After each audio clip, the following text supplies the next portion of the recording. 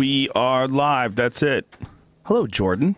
How's it going, Joe? What's going Joseph. on? Professional video game player, you. What's up? Dude, you're living the dream. That's what every teenage boy who's sitting in front of his parents' television and is, you fucking loser, get some shit done with your life. That's actually how I pick up girls. I go on Tinder and I say, I'm living the dream. So they don't actually see that I say I play a professional game. I just say I'm living the dream. Yeah, but it's like, what's your dream? The childhood dream. Everyone's like, well, if you're a boy, I guess, right? Well, when you first started playing video games, was there any professional option? Well, kind of. There was these teams, Team 3D, that was the first big team in North America, and they I remember going to a local Fry's and buying a keyboard and seeing like one of their players' quotes on the box, like, I use this keyboard because I'm going to be the fucking best with this keyboard. So I was like, awesome. Like, that was actually super big part of my motivation. Like, I want to be on a box. Keyboard box. Yeah. Now, when you first started playing, like, how old were you? I think I was 9 when my brother introduced. I have 2 older brothers. My oldest brother was playing Counter-Strike, and of course I wasn't allowed to play, so I'm sitting there watching him play all day. You weren't allowed to play? No, it was his computer. Oh, okay. So he's like, he would like shoo me out of his room, and then I would kind of like crawl on the floor, walk in, and like try to like watch him, like get into his room and watch, and then when he would leave, he would go to school or something, I would hop on his computer and I would play. And Counter-Strike is a weird one because it was Half-Life. Half-Life Team Deathmatch, yeah. Yeah, and then like nobody even talks about Half-Life. Then that's it became the engine. Then it became Counter-Strike was like the big game that people. So Deathmatch, when you're playing Deathmatch Counter-Strike, you're playing one-on-one or team versions of the Half-Life engine, but against other people. That's what a lot of people that play Counter-Strike competitively use to like warm up Deathmatch mode, because you just keep dying and respawning. It's like a Quake insta-give or something, you know, you just keep restarting and just kill each other to kind of warm up your hands and whatnot, get them working well together. Do you have like a ritual or anything you do before you play? Well, I mean, it is muscle memory, it is calisthenics. At this point, though, like obviously if you're a golfer, you might not train as hard as you did when you wanted to make the tour, but you still have to do maintenance stuff. So like when I hit a deathmatch, I'd get maybe 100 kills with each gun, and then then obviously I have team practice, which is a different set of coordinating strategies and stuff. But for personally, yeah, I just try to make sure I'm still playing. So if I ever feel off, I can identify what's really off pretty quick, and then I'll just go hone in on that gun or that part of a map or whatever. But yeah, it's a mix of both, right? Do you think that people don't respect how difficult it is to play competitive video games? Because yeah, definitely. I mean, it's fucking really difficult. Like the level of competence or the level of skill. Like if you can watch a lot of games online, and that's like a big part of all this now, which is really fascinating. Is how many people watch live games, or even with Quake, the big thing was watching demos. I love Quake, yeah. Yeah, people would watch demos of like really good players. You do that too? Yeah, I think part of it, obviously, is people don't know what the fuck they're looking at from an outsider perspective. So, like, certain games I can understand, StarCraft or League of Legends or World of Warcraft, you're looking at all these spells flying around. Yeah, that's ridiculous. And those like, action key moments normally happen over the course of, like, 10 minutes or something. Whereas in Counter-Strike or Quake, it's like, that guy just got that point, he's about to kill this guy, there's this 30 seconds left on the clock. Right. So I think that's actually more intuitively easy for a spectator to watch as a spectator sport. But you're right, yeah, a lot of people I don't think comprehend what you go through. That, oh, this kid just plays all day for fun and doesn't think about what he's doing. He just happened to be good. Yeah, it's always been fascinating to me how certain games get taken seriously. Like certain games garner respect, like chess. If you were a really good chess player, like, oh, he's a sophisticated gentleman. Crazy Danish. He's a chess player. Yeah. What do you do for a living? I play chess. Whoa, interesting. What do you do for a living? Oh, I play video games. Oh, you fucking dork. I play Counter-Strike, right? I've progressed over that. I play Counter-Strike. What the fuck is Counter-Strike? Yeah, well, I do this. Well, that's extra geeky because you're naming the video game. Well, you have to, because you say play video games, it's like saying you play pro sports. To me, you know. Right. After that's a while. True. So I try to make that distinction to do justice to my profession or whatever. So in the future, people start questioning more about what I do. Now, what level is obviously there's Half-Life that came out, and then was the game engine continually upgraded? Yeah, like I started playing in like beta version. So beta 5.2. Beta is basically before the game is full released, for those who don't know what a beta is. There's like alphas and beta, right? And then the full release. So I played beta before it was even a game, a full version in stores, and yeah, all the weapons were different, and then 1.0, 1.1, 1.3. The longest lasting version was 1.6, which I went pro in back in I went pro in 2008, but it went.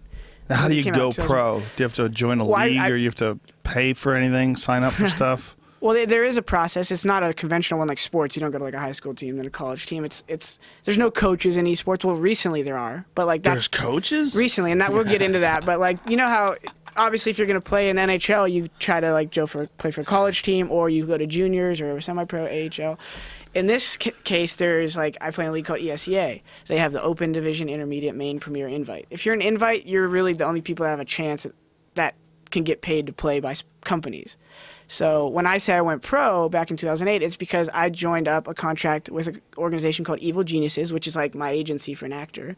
And they had sponsors from Intel, Newegg, a bunch of peripheral companies for my gear. And they pay me to fly to the tournaments, and I market them like I'm a NASCAR car. I have their logos all over them.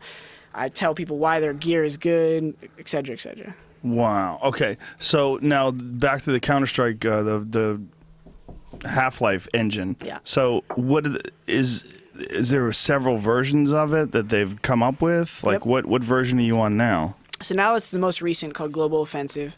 And is this a new version of Counter-Strike Yep. itself, or a new version? There's not a new version of Half-Life, right? Nope. They came out with Half-Life 2 at one point, but that was the Source engine. So Counter-Strike Source Right. came out, it was on that engine.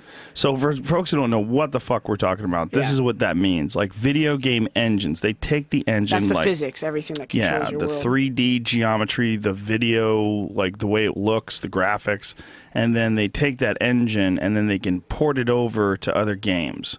And they can develop games based on that engine. So it cuts a lot of the development process Yeah. out, because a big part of the development process out is coming up with a video game engine. Yep.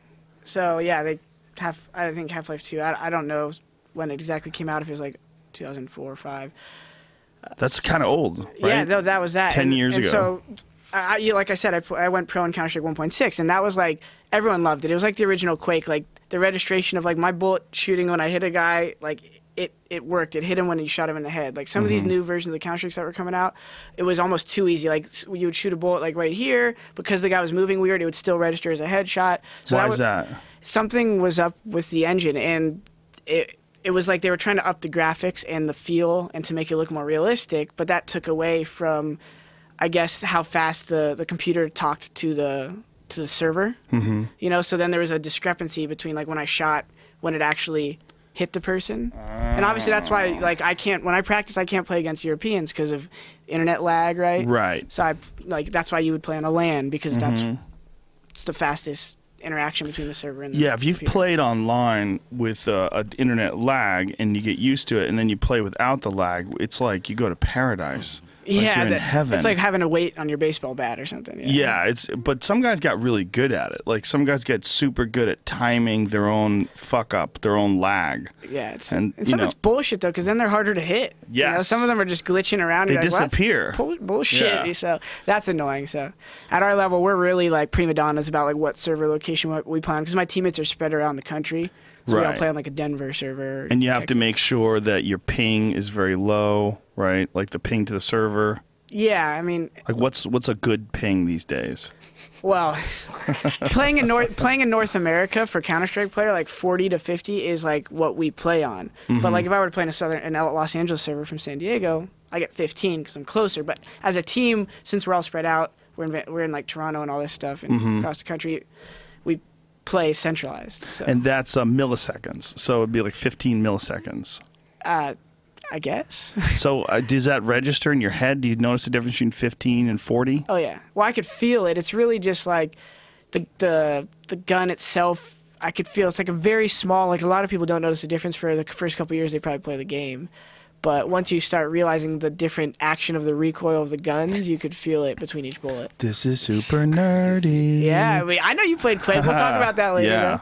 Though. But so my question is like, how do you decide what game to become super adept at? Because it seems like there's a lot of Well, how them do you now. decide Like, what sport you become adept at? but I mean, games have a life like where people won't play them anymore. Like it gets to a Yeah, point. Like try definitely. playing Quake 1 today. Try Well, finding. that's what happened with Counter-Strike 1.6. Was kind of what I was kind of talking about. Oh, The same. new version came out, and because 1.6 was getting stagnant, like since the developer doesn't give back to the game much and there isn't new shit coming out, people are like, well, this gets old because they're not pro, they're playing for the fun of it. That's the people that help me make this my job, is the 80 or 90% of the community who isn't pro, who plays and is my viewership, is the people I talk to for my sponsors, etc. Right. So that was going downhill out at the end of Counter-Strike and other games like League of Legends, which is not a first-person shooter, and Dota. These are like 5v5 strategy spells and like that's what different type of people. stuff. Yeah, that's when they lose me. Yeah, It's fucking spells. And so yeah, that's how I casting played spells. Counter-Strike. Is I just loved the intuitive finesse you could bring to the game. It wasn't just like chess. It was more of like a, chess to tennis or whatever you want to say. I could just outskill someone simply. Even if they do a crazy strategy, I'm just going to stand there and say, well, I'll outshoot you every time, even if you think you're smarter. Just your hand-eye coordination, Yeah. your understanding of where the mouse is going to move the cursor. And I find a lot of people who play Counter-Strike were more physically fit people. Like, there's an archetype to different pro gamers.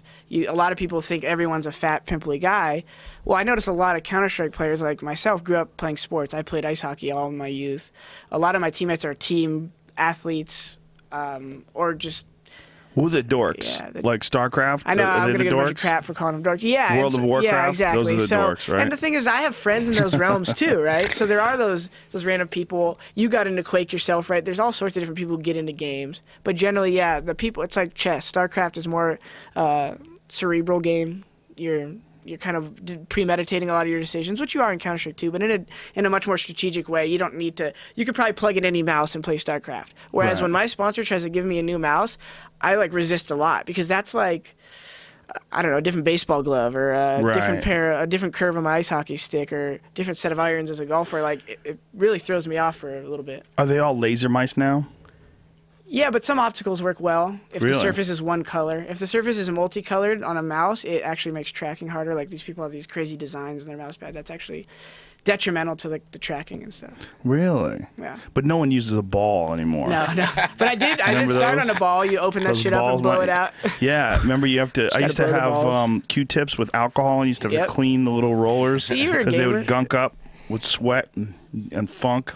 Oh, Joe was a gamer. He was addicted to that thing. And I have a question. If you're so good at Counter-Strike, can you pick up most first-person shooters and be really good at it On PC, yeah. on PC? So you can Like- go into Grand Theft Auto right now and just kill everybody. Well, probably. that's not really competitive, but yeah, exactly. Yeah, probably do that. Quake, I used to play Quake all the time. Rocket Arena 3, Quake 3. So you just have like really good understanding of what movement of your hand corresponds to the movement on the screen. You get kind of a feel of it. Yeah, just good dexterity. Most first-person shooters are just, like you said, I heard you talking about Quake, and it's really just intuitive. Like, you play at first, and you're like, oh, I have to look with my mouse hand and this. Yeah. After a while, it's like an extension of your hands. I don't think, I do a lot of actions per minute that I don't even comprehend because I'm reacting visually, not mentally. Yeah, there's like gun switches and moves that you would do that literally Yeah. would come like tying your shoes. Yeah, and then That's a when you good get way to better, look at when you it. start playing better players, you manipulate those little things that, like, that's what we call the meta game.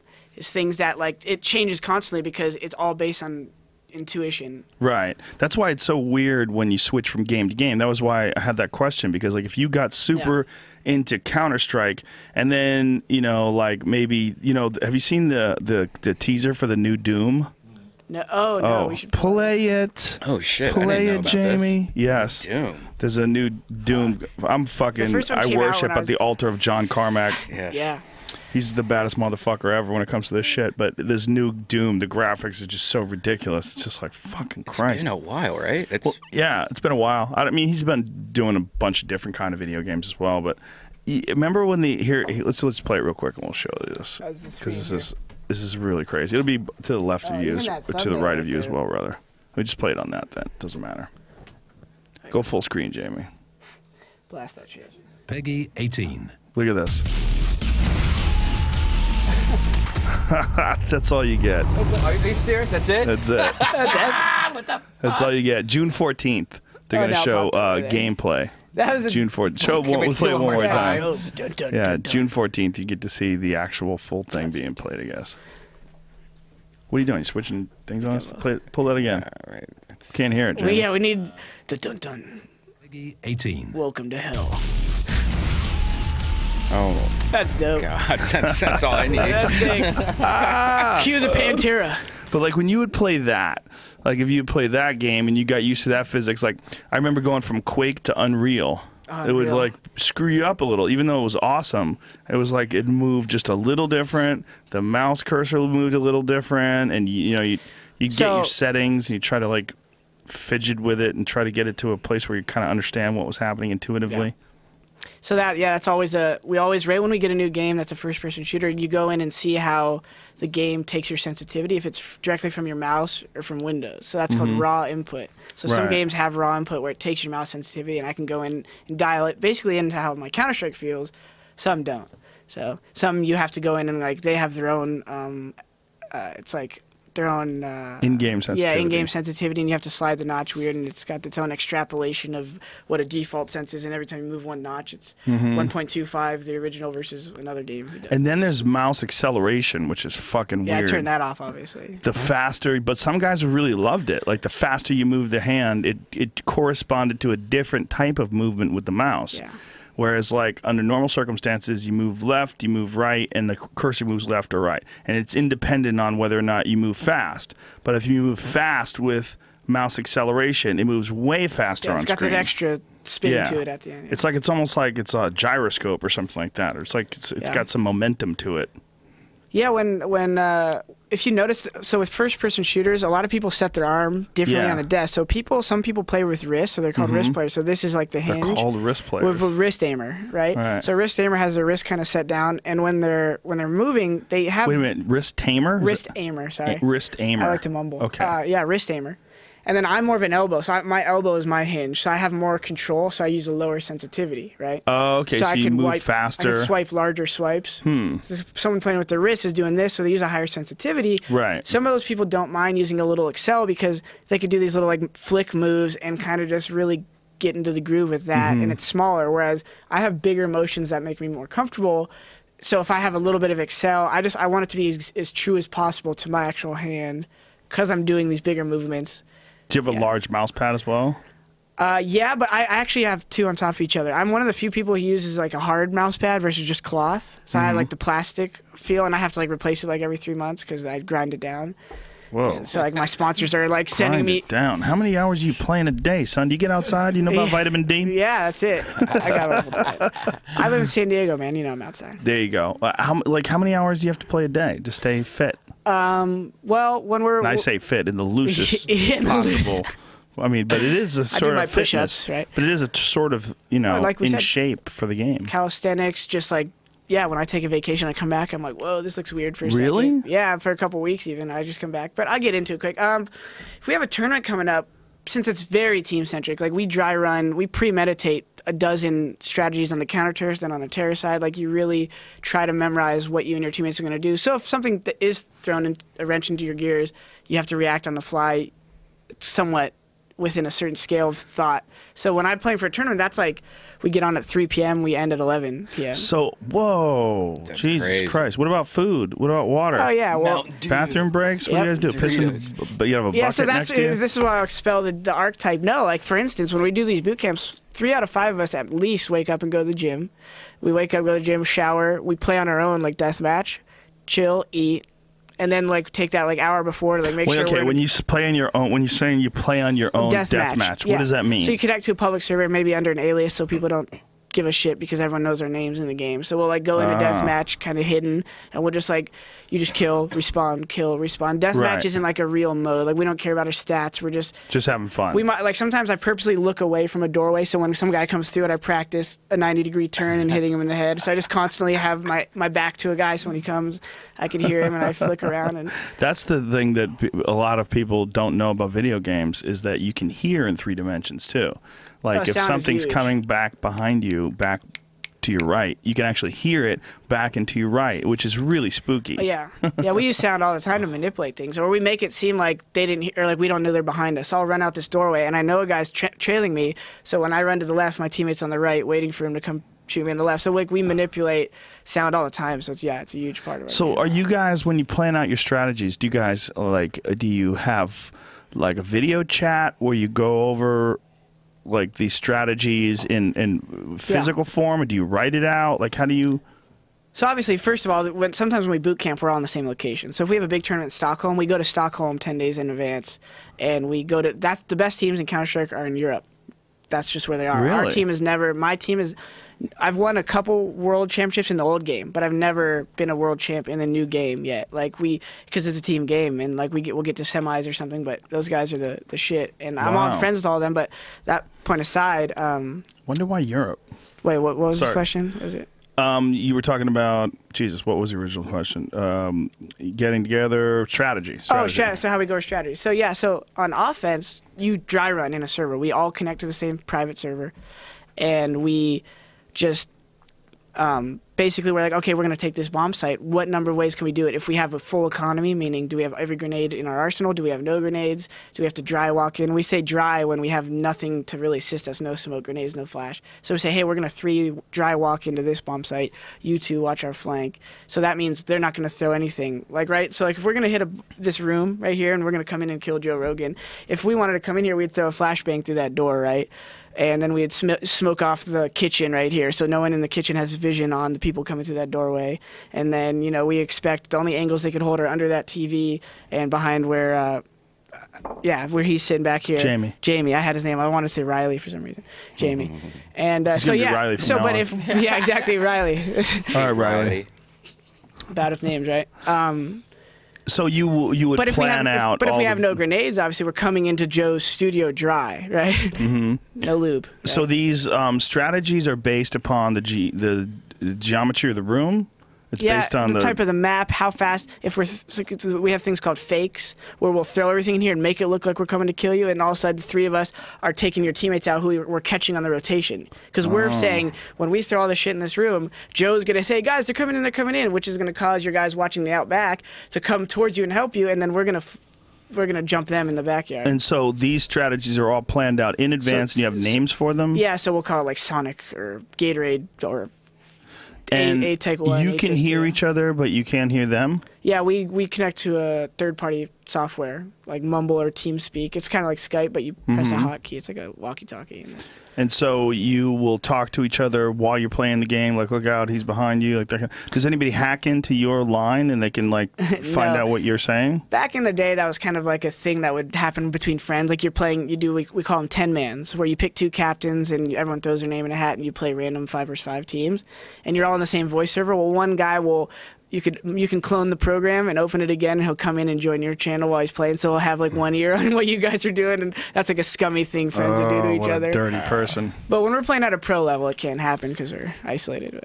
Now, with online gaming, one of the things that was a real problem with Quake was bots. Was people that would have aiming bots where they couldn't miss. And you would get on a server, and some guy would be shooting guys that were like jumping through the air, like shooting you in midair, couldn't miss, and you did kill everybody.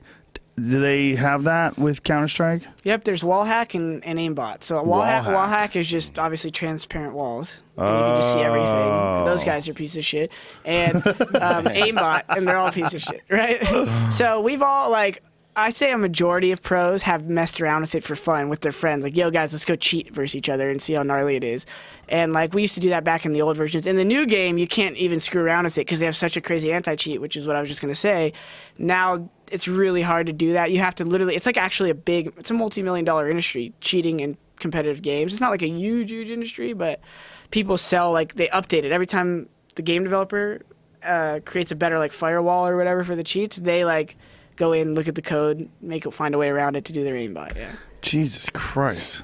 Yeah, but obviously at pro level, I don't deal with cheaters. Oh, actually, that's actually wrong. But last year, there was the first ever time at a pro level where people found a way to cheat, and the guy got banned for life from tournaments. For life. For life. For life.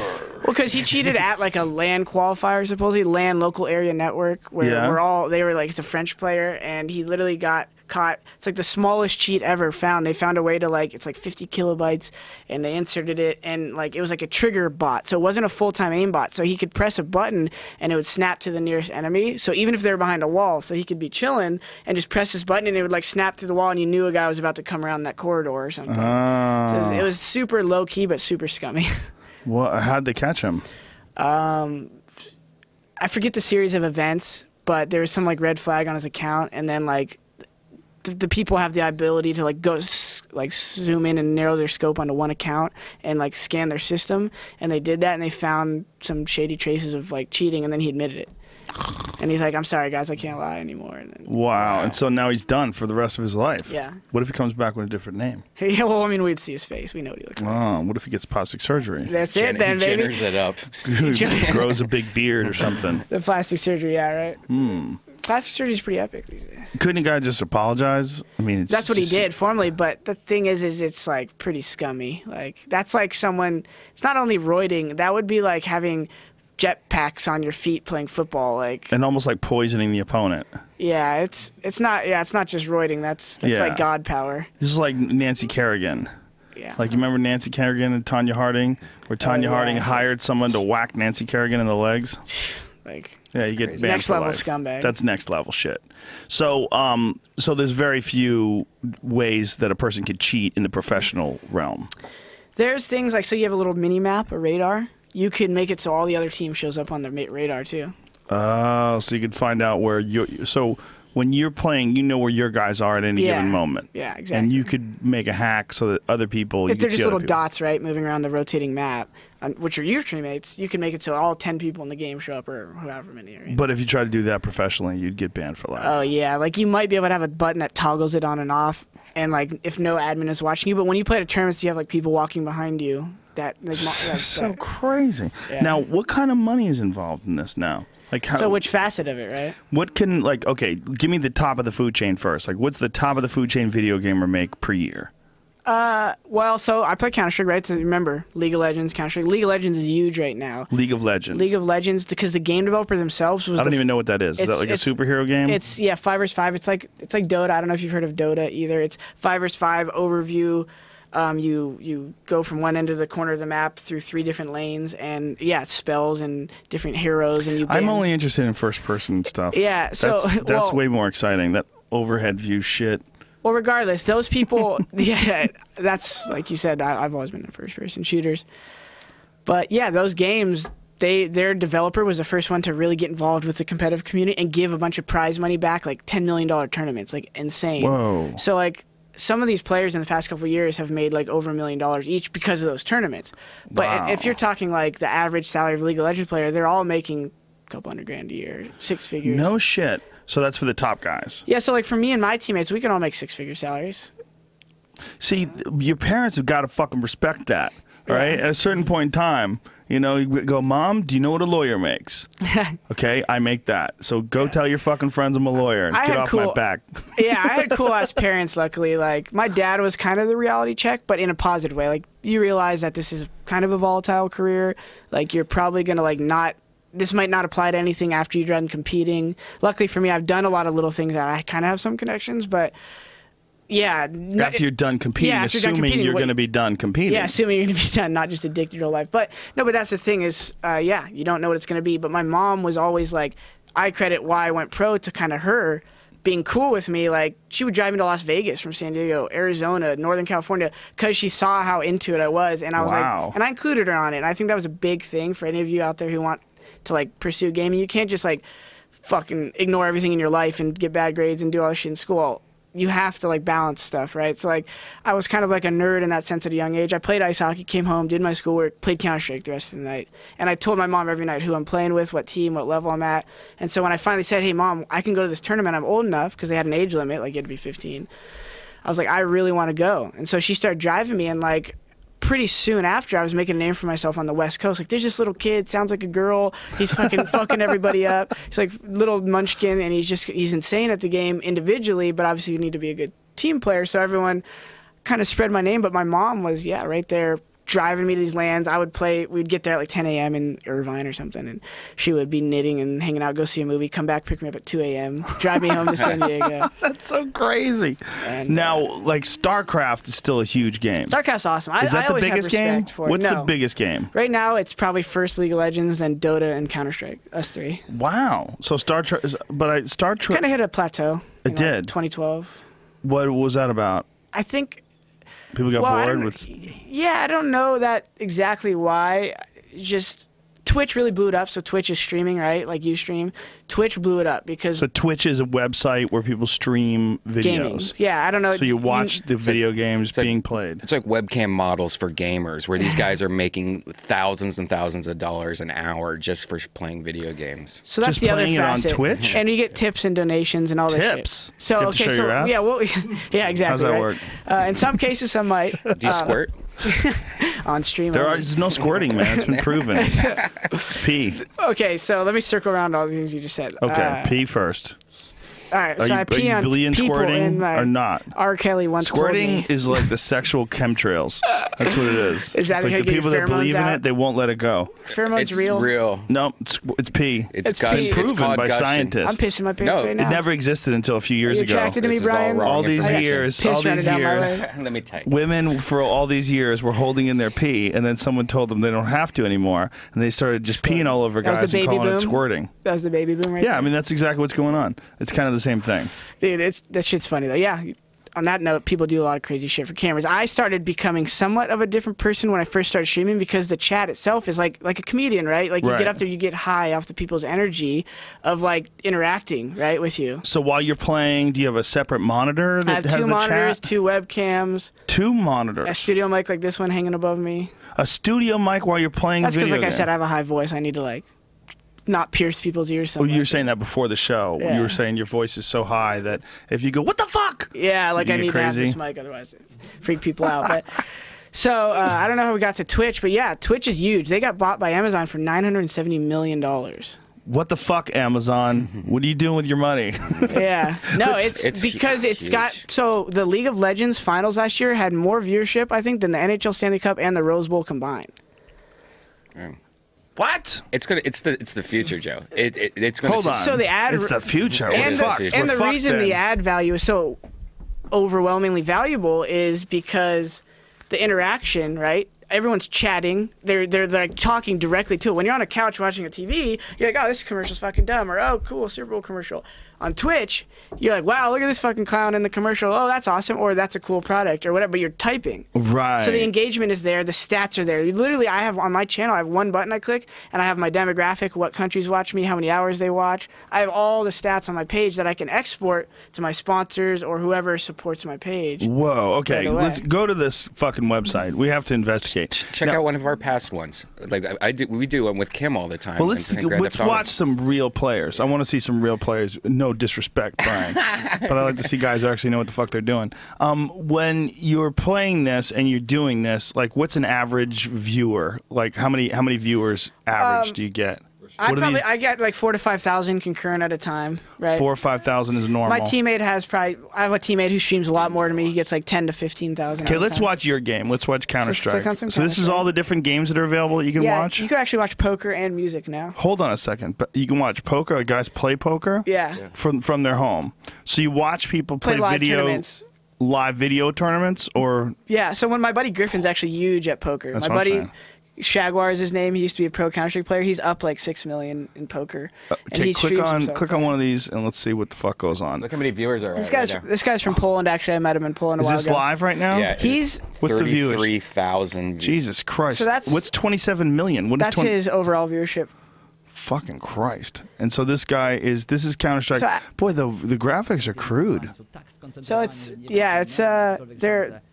So that's an AK-47. What? Hold on, crank his volume up. What is he saying? So this is 2 Polish teams. He's speaking Polish. This guy's actually Polish. I've met him when I was in a tournament in Poland. Really? So the team on the right, Virtus Pro, is like the best team in Poland. They're playing Gamers 2 for an online league. So I guess the graphics are not that important because seems really dated. Older Yeah, game. yeah, yeah. Older Well, engine. Counter-Strike's like compared to the old version of Counter-Strike, this is like a big upgrade. So like Really? that's been the thing that's actually kind of made it cool is that because obviously the crazier the graphics and the physics, the gameplay itself is less true. Like you remember playing Quake, how'd that look, right? Like if Quake was super modernized, I have a feeling that the integrity of the physics would go downhill. Yeah, well, that was one of the things that people didn't like about the newer games, is the physics changed, like Quake 2 changed, and then Quake 3 became more like Quake 2. So you see the And chat on the right, everyone's going nuts. a lot of people like, or Quake 3 rather became more like Quake 1. Yeah, Quake because everyone 1 was brings like a their feedback faster like, oh, game. Quake 2 did this, I don't like it. What Quake was 1. slower? The thing Yeah. about Quake 2 is like the movement was slower.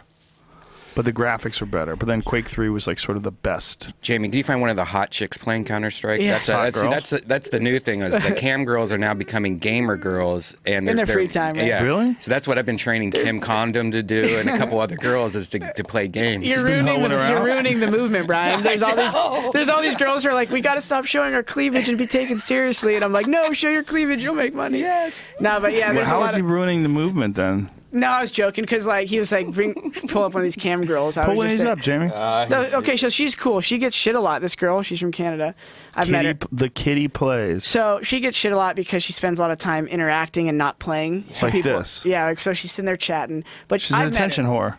She's No, I've no met her. offense, She's cool. ma'am. Yeah, right. So I've met her. She's a cool person. She just likes attention. But she knows she probably makes. I don't know what she makes. This is me just bullshitting. But she at least makes 10 to 20 grand a month. Yeah. You know. Sitting, What? Hold the fuck on. This girl makes 10 to 20. Let's listen to what she has to say, Jamie. Is this song gonna play? If anyone watching Joe Rogan's stream right now, can you go in Kitty's chat and say something? There it is. Joe Rogan is watching. I knew they would. All right. Play so some I was in Counter-Strike, so if you guys want to play with me, this is the best time to come play with me. So we can get a Joe Rogan spam in the chat probably just by saying this. I'm sure we can. Twitch.tv/kitty. There it is. Powerful Joe Rogan. So that's why it kind of gets addictive. You see, like I start streaming and people would be like, so if you scroll down I'll text her. on the page, can you scroll Do you below know her? Oh. Jamie? You can text her like you know her as a human being? Could you scroll down and show like where it says you can tip?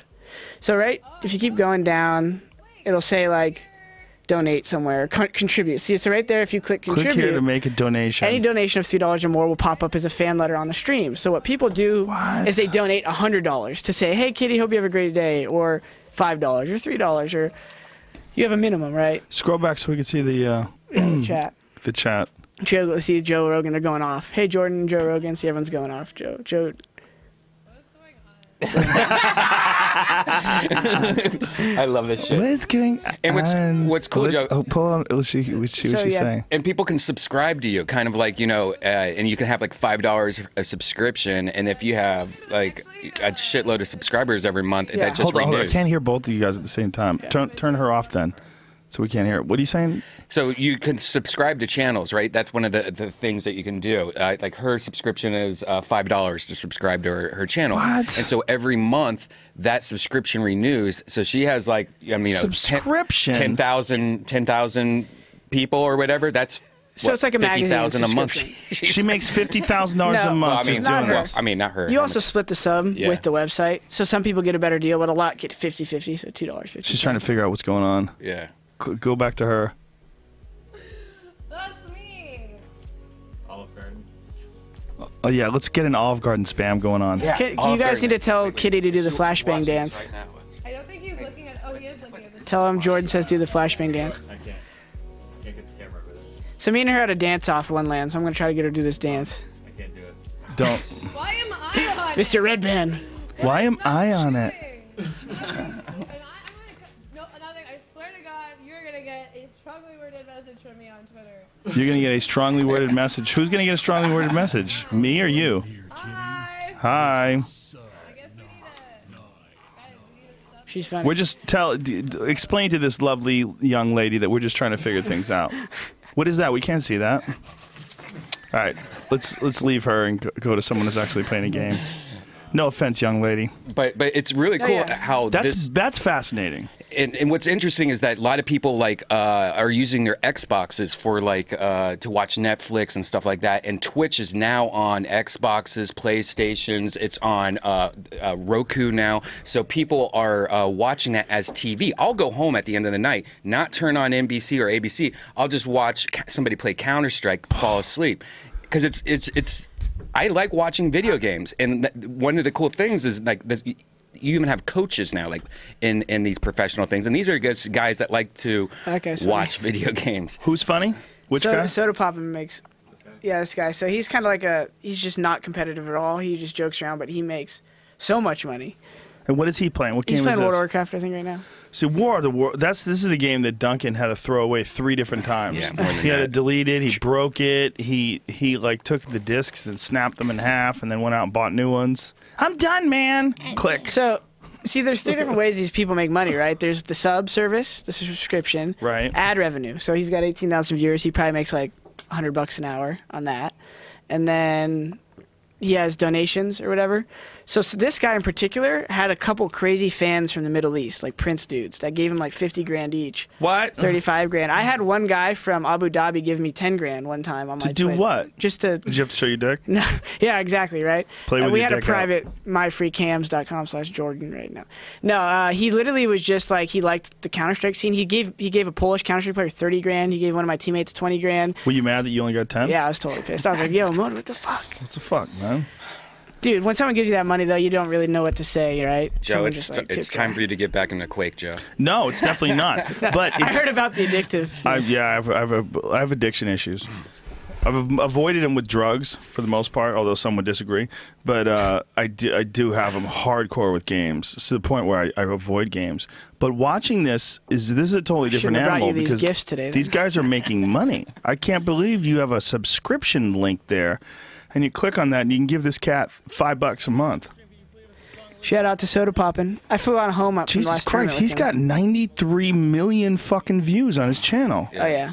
And 18,000 people watching right now. That's incredible. Yeah. I was actually teaching a kid who he's only 10 years old. I'm friends with.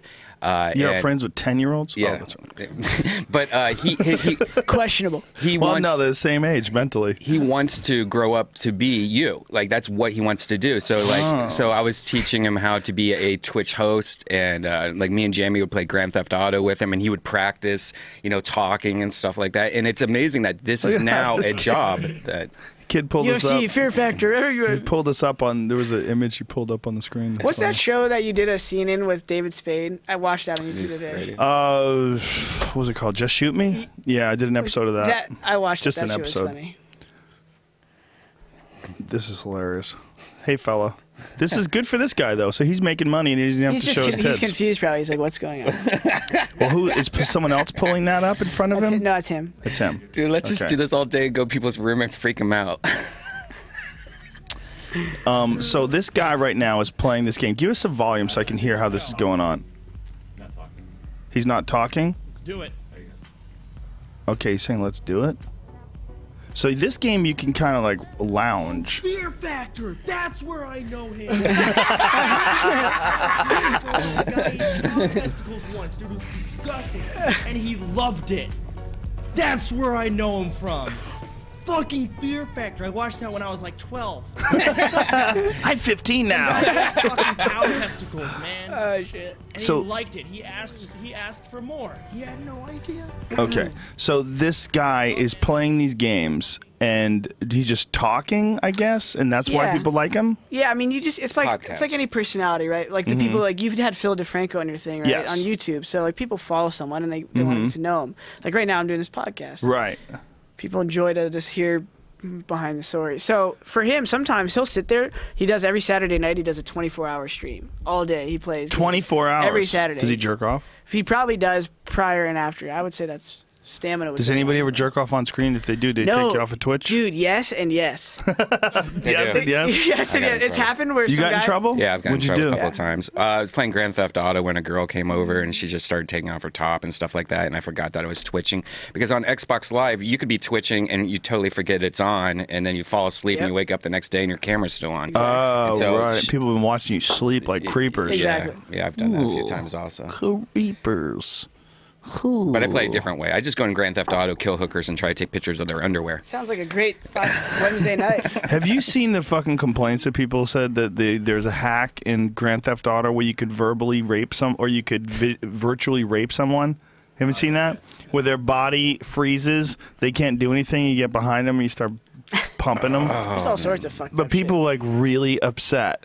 Like, this girl was talking about how she felt completely violated because her character was trapped and some guy was... I'm like, isn't that a game where they're allowed to kill you with a fucking crowbar? Like, that doesn't freak you out? shit. But Yeah, you're I like do that shit working all for the time. mobsters in that game. Like, what? yeah, but It's I'm normal not okay stuff. with the sex, but the cocaine that I'm selling to buy this car is cool. It's like, all right. so how many people are on this Twitch thing at any given moment? Go back to that. Like, let's see what's Well, the so all those overall. games are on there. They have like more internet traffic than like most websites. Like they accounted for some huge number. I'm sure you could look it up of streaming services. Like it's like them, YouTube, and like Netflix.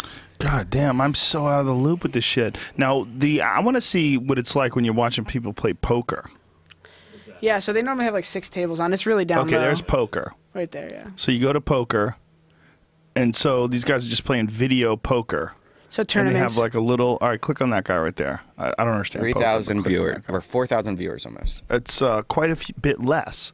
So quite a bit less people are playing. He has 1 million views, but quite a bit less than the video games. So way more people want to watch people. Well, this is play a video gamer's games. website, right? So a lot of people get residual views because people are just looking around for a gamer. Right? Right. Not a lot of people are just casually looking around for a poker player.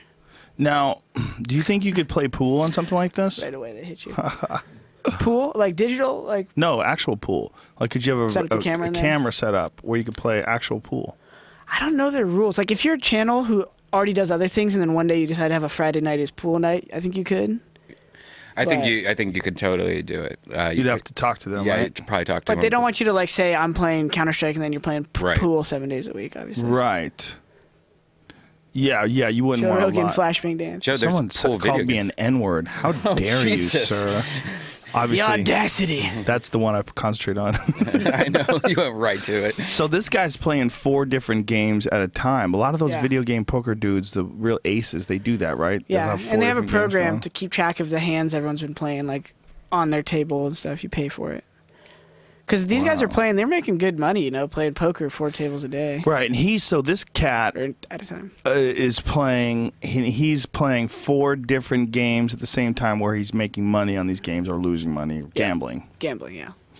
Now, is that legal again? Like, how's that work now? Because I know poker, like, for a while you could play it out of Vegas, but you had to play people in Vegas. Online, I think it's something to do with like Canada. Okay, so this guy wrote, poker's new to Twitch, but it's growing rapidly with some poker celebrities, Daniel Negreanu, who's been streaming, Jason Somerville. Oh, okay, so it's a new thing. Yeah, it's relatively new new. addition. They also added music recently, like DJ Steve Aoki. He plays videos? No, he puts a GoPro up on stage, and then he does his set at a club and streams it Yeah, From Twitch. from Twitch. Kevin But wait a Pereira minute. does it. But that's not a video They game. added music as well as poker. So like if I feel like people would be stoked to have you on Twitch. Like, As a podcast. I could totally connect you with those people too from Dude, Twitch. we'll do it. Yeah, why not? I mean, we do Ustream. I'm just saying, I know his new. What did you say? You got the new TriCaster. You could do like Dude, 6 we're streams hooked at up. once. Can we do Ustream and Twitch at the same time? Oh, yes, we can, folks. All right, we'll do it.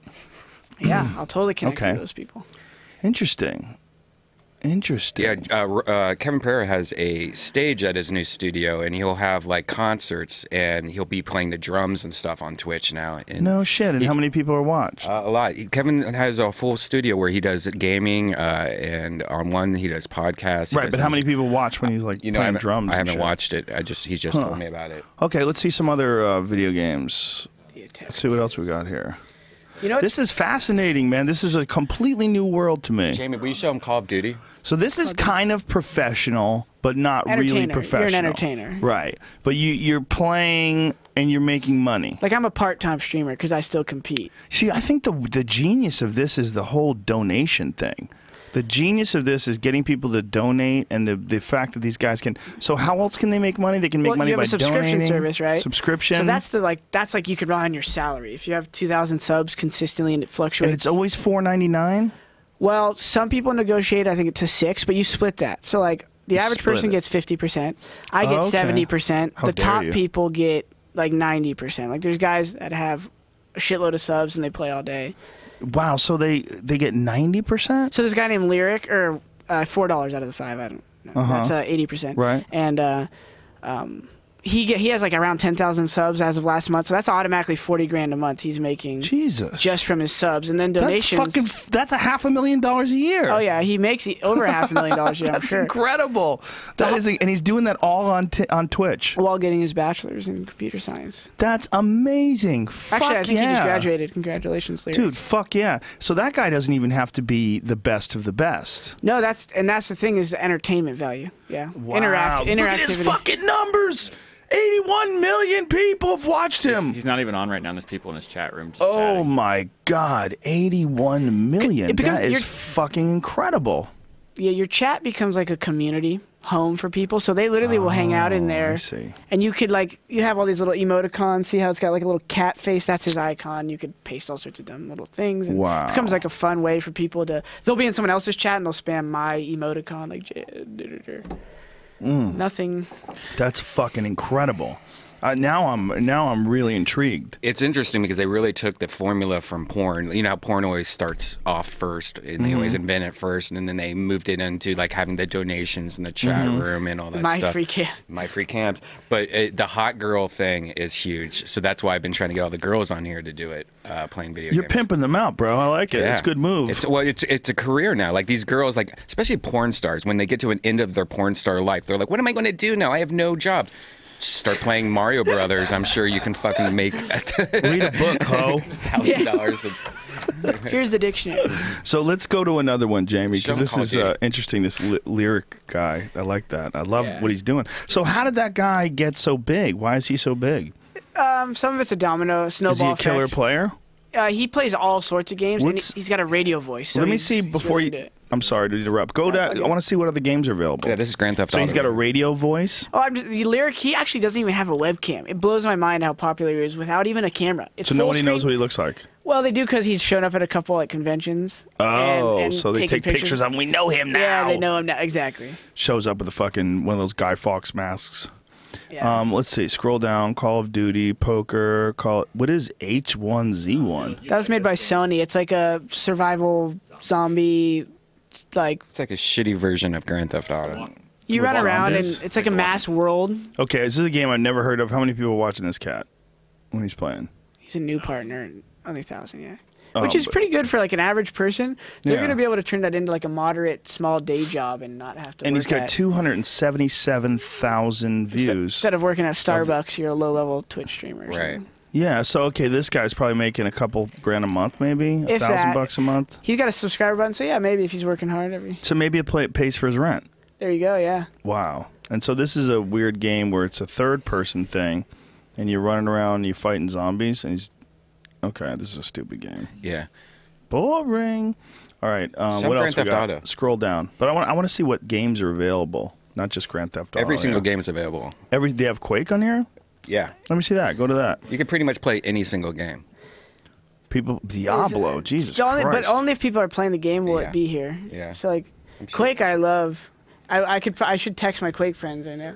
It's a dead game, huh? Yeah, but I love watching Quake. I went to QuakeCon a couple times in Texas. Oh, it's incredible. Half-Life's still available, huh? There's No, Half-Life, keep yeah. scrolling. Let's see. You can also type Quake in the top left Yeah. and see if that pops up. A lot of weird games I've never even heard of. I mean, how does someone even create a new game now when these people get so addicted to the chess? Yeah. Yep. Chess. Is video chess? Is that what it is? Yeah. I like how chess is like a wizard. Everyone else is like a young kid. Remember The Battle is like an Chess? old wizard. The big beard. Battle chess? Battle chess, where it was Oh, they like would box. Battleships. where they were like fighter. It was like a game that was for like early computers, and it was chess, but the guys would be knights, and they would be animated, and they would like cut the other person in half. No, I don't Can I grab remember that at hot all. water from you? Oh yeah. Tea. Oh yeah. Technology all over the place. Playing Quake Live. That was it. They're offline. Oh, but can you watch the video? Team deathmatch.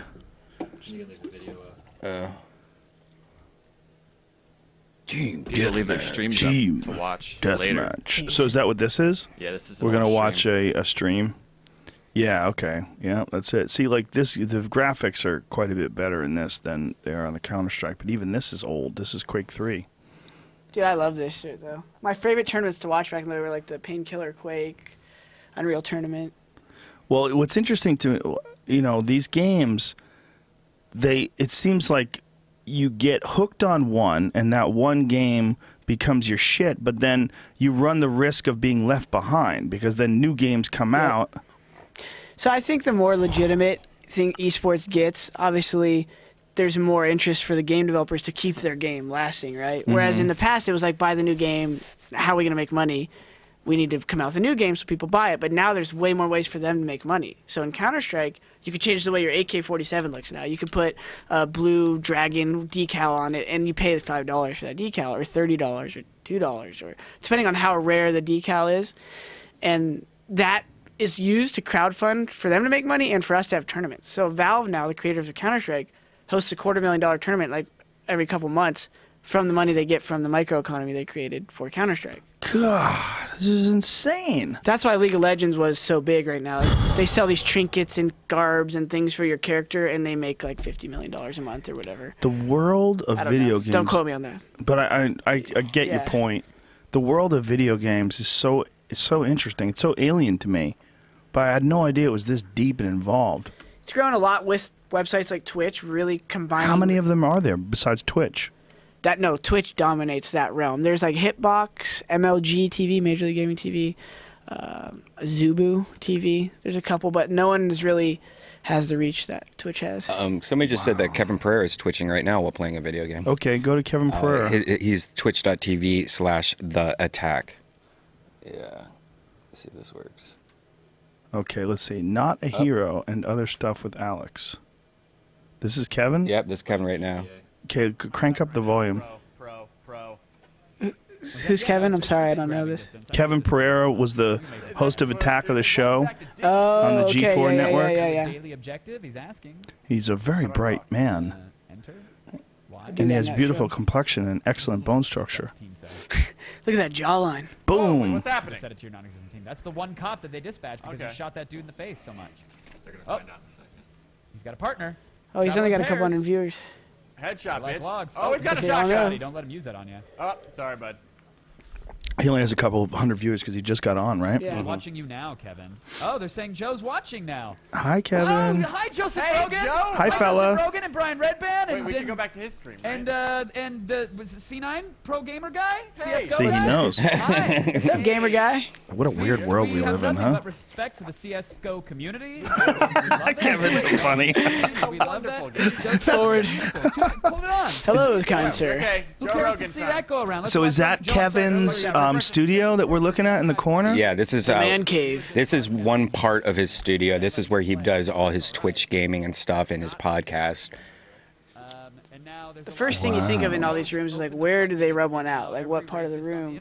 Like for Well, you. he's gonna have. He's This is gonna be flipping the tricky. script on us. You motherfucker. Oh, shit. Full screen on Rogan. All right, how can we do this? Let's enter the matrix. We can So, somehow. wait, so now we're gonna. There's talk a to lag delayed though, Joe unfortunately. It's probably like 7 to 10 seconds. Yeah. Stream delay. So probably about a minute Plus- 30. Look at that. He just opened the floodgate of racist. I know everybody. It's always racist stuff. It's always racist stuff for some reason. How do you subs only? Subscribers. Slash subscribers. There we go. Oh, I'm not logged in. Are Wait, you they logged want in? Joe Rogan wants to see the studio. Are you logged in? Yeah, I want to see your Show studio. Joe the studio. Oh, how cool. This is getting way confusing. This is so bizarre. This is like two mirrors facing each other. Ooh, nice sriracha shirt, sir. Get that at Target. Oh, Kevin Pereira with a So get off- dope how do we studio. All right, can we go full screen? Go with the full cam? screen on the cam. Look at those. Hey, Kevin, we're finally show getting it. to What's hear going you on? now. Here's his studio. Yeah. that. You want that, JR? Oh, this is Want dope. that experience? This is- Yeah. That's, that's the podcast table. Oh, This is, nice. Alex, and then we want to Hey, show them the fella. band room, but I don't even know how we get out The there. band room. All right. Can you sprint? And so this is a place he's renting? They need like a Yeah. USB extension cord. Walk me. Look at this. This is hilarious. Boy, this is so bizarre. Watching Kevin. Oh, and he's he- doing an Hey, I upskirt. want to see your Yeah. dick. Hey, get out of there. So we're watching Kevin Pereira, and it's The Attack on Twitch. We'll get it going. I see you're Getting hearing. too far in. Los looks bro as fuck today. Backwards hat. Los broed out. Wow, this is very strange. Dope studio. Oh, Joe, just wait. I'm gonna give you the. Wow, this is interesting. Oh, so he's got it. This is freaking me out. Look, now Wow. we got the head bar on bar. Now it's Bar on them bar. watching us watching them. This is fucking it working? strange. I think we can time travel somehow. I right think now. we just did. Look what we're doing here. We're showing his dick again. Oh, Jesus, no. we're back to his dick. double dick. Joe's got a full head of hair. What's good? This is all so bizarre. It's like the mailbox or whatever that movie was. My voice just got deeper. So this is Kevin's studio, and he plays video games out of here as well. Yeah, this is his Twitch room and his podcast room on this side. And then on the other side he has. Oh, geez, there's got 4. Oh, see. Which one's real now? I don't even know which one's real. Wow. The one on the lower right-hand corner is real time. The one on Okay. the left is like what he's getting from us on Ustream. So the left one is the Ustream one because it's a delay, and the one on the lower right is real time. Wow, this is crazy. He's got a sweet setup, man. Yeah. Again, he's going to show his dick. Jesus Christ. 3 dicks. It's the same thing, though, over and over again. Now there's like... Now, why is there 3 different levels in the bottom? I don't know. So does he have a bunch of employees or something? Who Oh are those yeah, people he's running got around? a full staff over there. I mean, And what are have they a doing? receptionist. They play video games and live the life. But why does he have a He's like, receptionist? What's the receptionist there for? Just to play video games and stuff like that. So here's his second room. So this is like where he plays pinball and foosball. It's a bunch of couches. This also has a humongous green screen on the side. Here's his kitchen area, which is like a bar in the middle. Here's his bar. Here, you can just turn it up. You can do Whoa. it. Yeah.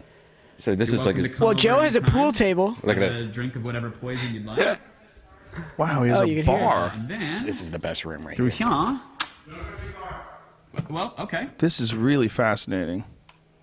Oh, And then we got Kevin, this man it's that's a here. whole recording Stage. studio It's set up. We're doing live jams. He's not messing and around. Charity sessions and whatnot. Oh my awesome. God, his place must be Kiddage, huge. It is. Keys. And these Come on over, walls grab a guitar, Joe fold Rogan. out. Show 'em the Second walls. bar, because we have issues. And then loungy sort of hangout area. We can also unlatch these big barn doors here and push them out. They just push out. And then we have a room for like 150 people. So he has shows there. Yeah, he has live shows, concerts and stuff. Invites his friends and fans. Touch dicks. We can dance. Wow, this is crazy. Kevin Pereira's taken it to the next level. Playing ping pong by himself. Damn. Wow. Waiting for a match. So he has all these people that work for him. Like, Check how out is the he outside. generating Does revenue he have a doing laptop this? right now? Twitch, baby. Really?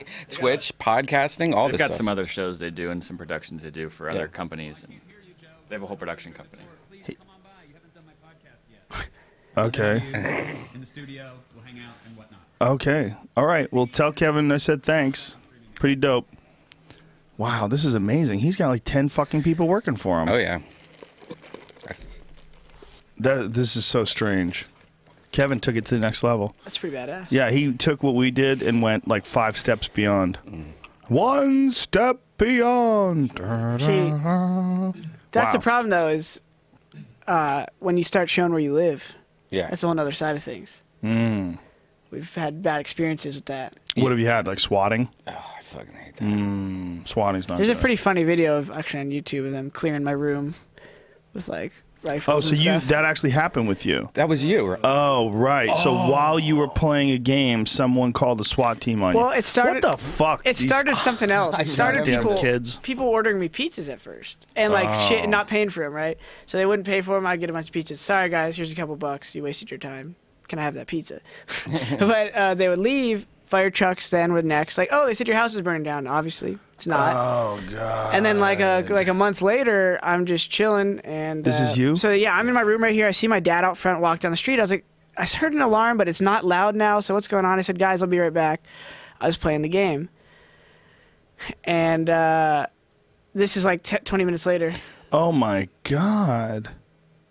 So there's a pretty funny edited version. I don't know if this is the one. So they don't know right now that this isn't real. No, I even told them because they were about to come in with the K9 units. I was like, hey, there's a couple cats in there. Can you just chill in the K9 units? They're like, we're looking for dead bodies. We can't adhere to like what you want. I was like, guys, you're getting pranked right now. Like, look me up on YouTube while you guys are storming the house. Like, you're getting pranked. Like, I have no So dead. you had to tell them that they're getting pranked. Well, someone called. Jesus Christ, they're coming in with Yeah. fucking guns and They had me and my dad in handcuffs on the end of the. no way. So You were handcuffed? So someone called and said I had murdered my neighbor and had someone else hostage, and they called through like a proxy DNS or whatever, or you know, what do they call it, a VPN? So you can't trace where they call from. So did you give out your is address pretty online funny. or did someone Google Someone it? I guess someone found my Skype username and then traced the log for all the calls that are where they calls most frequently from, and they just like triangulated my house IP address. And then they did something called doxing, where they get everything about my house and my personal info. That's amazing. Yeah. Yeah, that's a real issue, right? With the swatting. I've seen that on TV a bunch of times. Well, like real celebrities, that supposedly is like a big issue because it happens all the time, little things like this. I don't even like saying that word. For me, all I had to do was, after I just talked to the police chief, I was like, guys, this happened a couple of times. Like, please don't respond like this again. Like, here's my number. Right, but then what if somebody wants to murder you? So what they do is they have to send one guy. They have to. So they said every time, yeah. But someone could just do this all day long. So they put a little asterisk, they said, near my house address, and they have a message for their crew. It's a little protocol now. Wow, that'd be scary as fuck, man. Okay, let's get out of this. That had to be scary as fuck.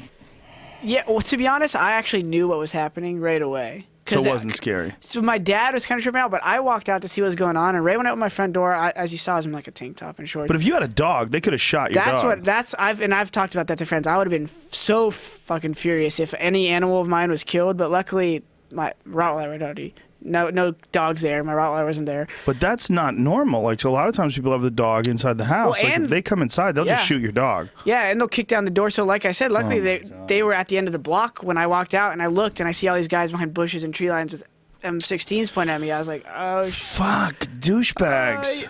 God I don't have a damn, gun. man. You're getting pranked, and I don't give a shit. Walk down the center of the street. I'm like, cool, I'm doing it. Like, oh my God. Yeah. But yeah, that's the worry is like, what if no one was home? I'm home alone. I have my dog. I'm chilling at my apartment. And they come up and fucking blow my window in, kick down the door. They see me like maybe they see my expression like surprised or angry because I just died in the game, or I say, "Hey, bomb down," and then they're at the door behind me while I'm communicating that to my teammates. They bust in the door and fucking club me over the head or something. How often does this happen? A lot. So there is another video actually, someone online who got more surprised where he realized he was being swatted. He's like, "Yeah, I've oh seen shit, that. people are coming to my house. I think I'm getting swatted," and they kind of like. Do that I've whole seen deal, that. yeah. I've seen a few of them. Now, there's no way they can stop that. I mean, how could they stop that right now with current technology? Well, like I said, only once it's happened at that address. They have a protocol then about don't let it happen again. Jesus fucking Christ. One of the kids who supposedly did it to me got caught, and they caught him because he did 18 different swatting. He's from Vegas, a 19-year-old kid from Vegas. He's sentenced to 5 years. Oh my God, he's doing jail time. Oh yeah. Because he's 19. Oh my God. It's the same type of kids who do those denial of service attacks. It's a big problem in gaming. You know, the DDoS. Oh, they flood your internet. They could, if they drive here now, I'm sure they'd try to fuck your show. We've had it before. Yeah. It's like, I try to picture the person that like, what kind of like gang initiation of nerds, and they're all like circle jerking in like some kind of like tech lab dungeon. You're gonna call their fury, dude. Right now, you're calling them. Yeah, I gotta It's like saying Candyman. I know. It's like talking about 4chan or something right now. Change the topic. Let's talk about 4chan. What's your favorite flavor pizza? It's just fascinating to me that we're in this weird world where all this stuff is kind of going on at the same time. Like the interaction of this Twitch stuff. Go back to that Twitch website again. I find this the most fascinating because this seems to me to be almost better than professional gaming, like being good at it. It seems like what you need to do is be like that lyric guy and just be kind of entertaining. Like, what is that guy's skill level? He's like really keep scrolling down. We'll see what other games they have. The decision between being a streamer and a pro gamer is mostly pride, right? Like you compete and you want to win and be considered good at something. Right. And you. What's creative? And you travel around a lot. What's that? What's creative? Oh, that's just creative. Oh, drawing. People drawing? Come on, they have video games of someone drawing. No, it's just people drawing. Yeah, go there. Let's see this. Mind occupied. How many people are watching this guy draw? 30. 30 people. He's got 59. There's a game development one too. People watch people. This actually guy's a talented artist. Yep. So you get to watch him draw. And is he drawing in Photoshop? Is that what's going on, or is he something close to it? Like the popularity of Periscope is based on the same formula. Also, everyone having their own TV shows, subscribing to his feedback, chat rooms, all this stuff is the future. Now he's doing this with a Wacom, like one of those tablets. Yeah, this is where you can draw on. Yeah, using Wacom. You can just broadcast anything from your computer almost. It's just a matter of if they're going to allow you to put it on their service. This guy's chat is bullshit. Let's storm this guy's chat. It's 28 people. Yeah, everyone blow up the chat. Well, they haven't heard us yet. There it goes. Bam. It takes like 15 seconds. There and the viewer count won't update either. Your whole right chat, away. son. So you might have 500 in there, but it won't refresh yet.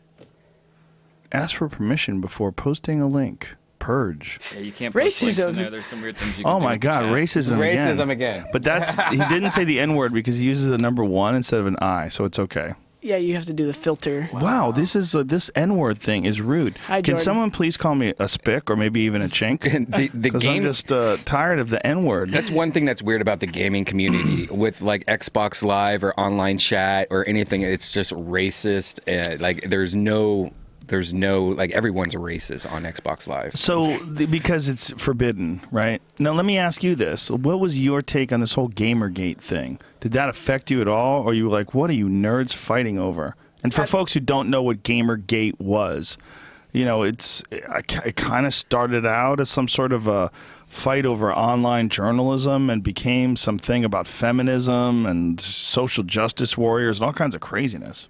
Yeah, that was honestly, I don't even know the whole story. I only heard about it partially because people were talking about the female side of things, and I remember a lot of the companies I worked with, immediately I saw a change in the direction of marketing. They're like, put females on all of our adverts, like, because they wanted to be like, we support female gamers. Whoa, really? Yeah. So patronizing. Yeah, I don't need to say specific companies, but I saw a lot of these esports companies, like, instead of having a guy wearing the gaming headset, it was a girl now, like, by the way, like, we do like gamers, like, or girl gamers rather. So their response to it was to say that they're supportive of female gaming. Yeah, and supporting girl streamers on Twitch. And the whole thing was just so bizarre because it all happened out of one gal was banging some dude who was a I actually video don't game. know the whole story. I never really researched Nobody knows much. it. It's legendary. It's like the story of Jesus. There's like a bunch of different versions of it. You know, some of them go all the way back to Thor. The whole thing. It's very strange. It's very strange when you have these little satellite communities and they branch off and they do battle with each other. Yeah, I tried to watch one of those 2-minute videos that explained everything, and I couldn't even figure it out from that. I tried. I just couldn't tolerate it. It was just so nonsensical. But it was like a lot of it just seemed like, you know, it seemed like there was a lot of bullshit on both sides, you know. So you didn't even pay attention, like the hardcore gamers, like you're like so insulated deep in the hive that you didn't even hear the rumbling outside. Yeah, my managers. Yeah, exactly. My managers from like I play on a team called Cloud9. They were talking about it because it was like their sponsors discussed with them about what it was, but I didn't hear about it until after it happened. I was like, wait, what was this thing? Oh, like. What were you trying to say, Jamie? The drawing went offline. What? Everyone in the chat made him go offline, basically. Oh. He's angry. His mind's no longer occupied. He's not able now to he has focus. 319 people watching, though. Yeah. I killed his stream. There's a cool video on YouTube. I don't know, Singularity Jamie. is happening. I can send you this video. Somebody just sent me of somebody getting robbed while twitching. So they're twitching, and then in the background you see them getting robbed. Like someone stealing things from their house? Yeah, here, Jamie. That girl, right? I just sent it to you. So they're playing, and behind them people are stealing things? Yeah, it's a girl, pretty cute girl, it looks like. And she doesn't even know? Yeah. Maybe people do stuff like that. How many people are faking things like that just to get people to watch them? Yeah. Okay, so we're kind of getting off track here. So this Twitch thing seems like a viable source of revenue, obviously. But if you bank on that, sort of the same thing as like your dad was saying, like this is a volatile industry that you're entering into. The one thing I will give people who go big on Twitch, though, is as you see, like Lyric, he doesn't necessarily have a marriage to one game. So when a new game comes out, his following is just like, fuck it, go play that game and we'll be entertained. So that's the benefit. And that's why I have dabbled in streaming. I'm not a full-time streamer, but I could pay my bills with streaming. And I go on there and I try to stream when I don't have like a big tournament coming You could up. pay your bills with streaming. Wow, that is fucking crazy. So you could just for a goof, you could say, oh, you know, like some people have like a little side job. Like that, your side job could be streaming and that could like pay for your rent. Yeah, definitely. And the cool thing is obviously it's your own hours. It's being an Uber driver or something. Exactly, but way more money than an Uber driver. Yeah, well, and the tips. Uber drivers don't get donations. Yeah, you don't get 10 grand from some dude in Subscriber. Dubai. Exactly. Wow, that is amazing. Now, this is a world that I just was not aware of. And so girls do it, and they do it because like hot girls can do it, and they don't even have to be good at games. Right. But there's a lot of girls who like, because there's not a lot of girl pro gamers like in Counter-Strike. Like I don't know the answer why. This is always a discussion. Like why aren't there more girls at the top? Because they're out there looking for dick. So that's one side to the argument. Yeah, and we're looking for girls. You could argue that the guys aren't looking for girls, right? That are. Well, they are, but they've given up. I mean, they are, but they're like, let's be realistic. Games are here and they're fun. So you have the girls that on stream that try to like not portray that sexiness because they want to be taken more seriously. Right. So they'll have a hoodie on and they're sitting there gaming or whatever. Yeah, there's a lot of that, right? And I don't. It's one thing. Like I understand. Like there's this one girl. Her name's Casey Tron, and she makes fun of the whole thing. She's got big boobs as it is, but she pushes them up, has the camera like angled in on it, and she constantly says like stupid shit and like makes like sexual innuendos all the time and like just different joke on her stream because she wants to embrace the chaos that is the Twitch chat and just kind of right. And what kind of like numbers does she get? I mean, it's definitely a full-time job for her.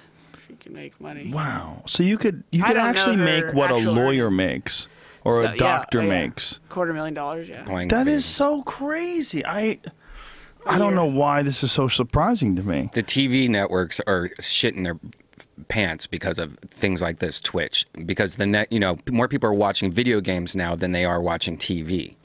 Is that true? Yeah.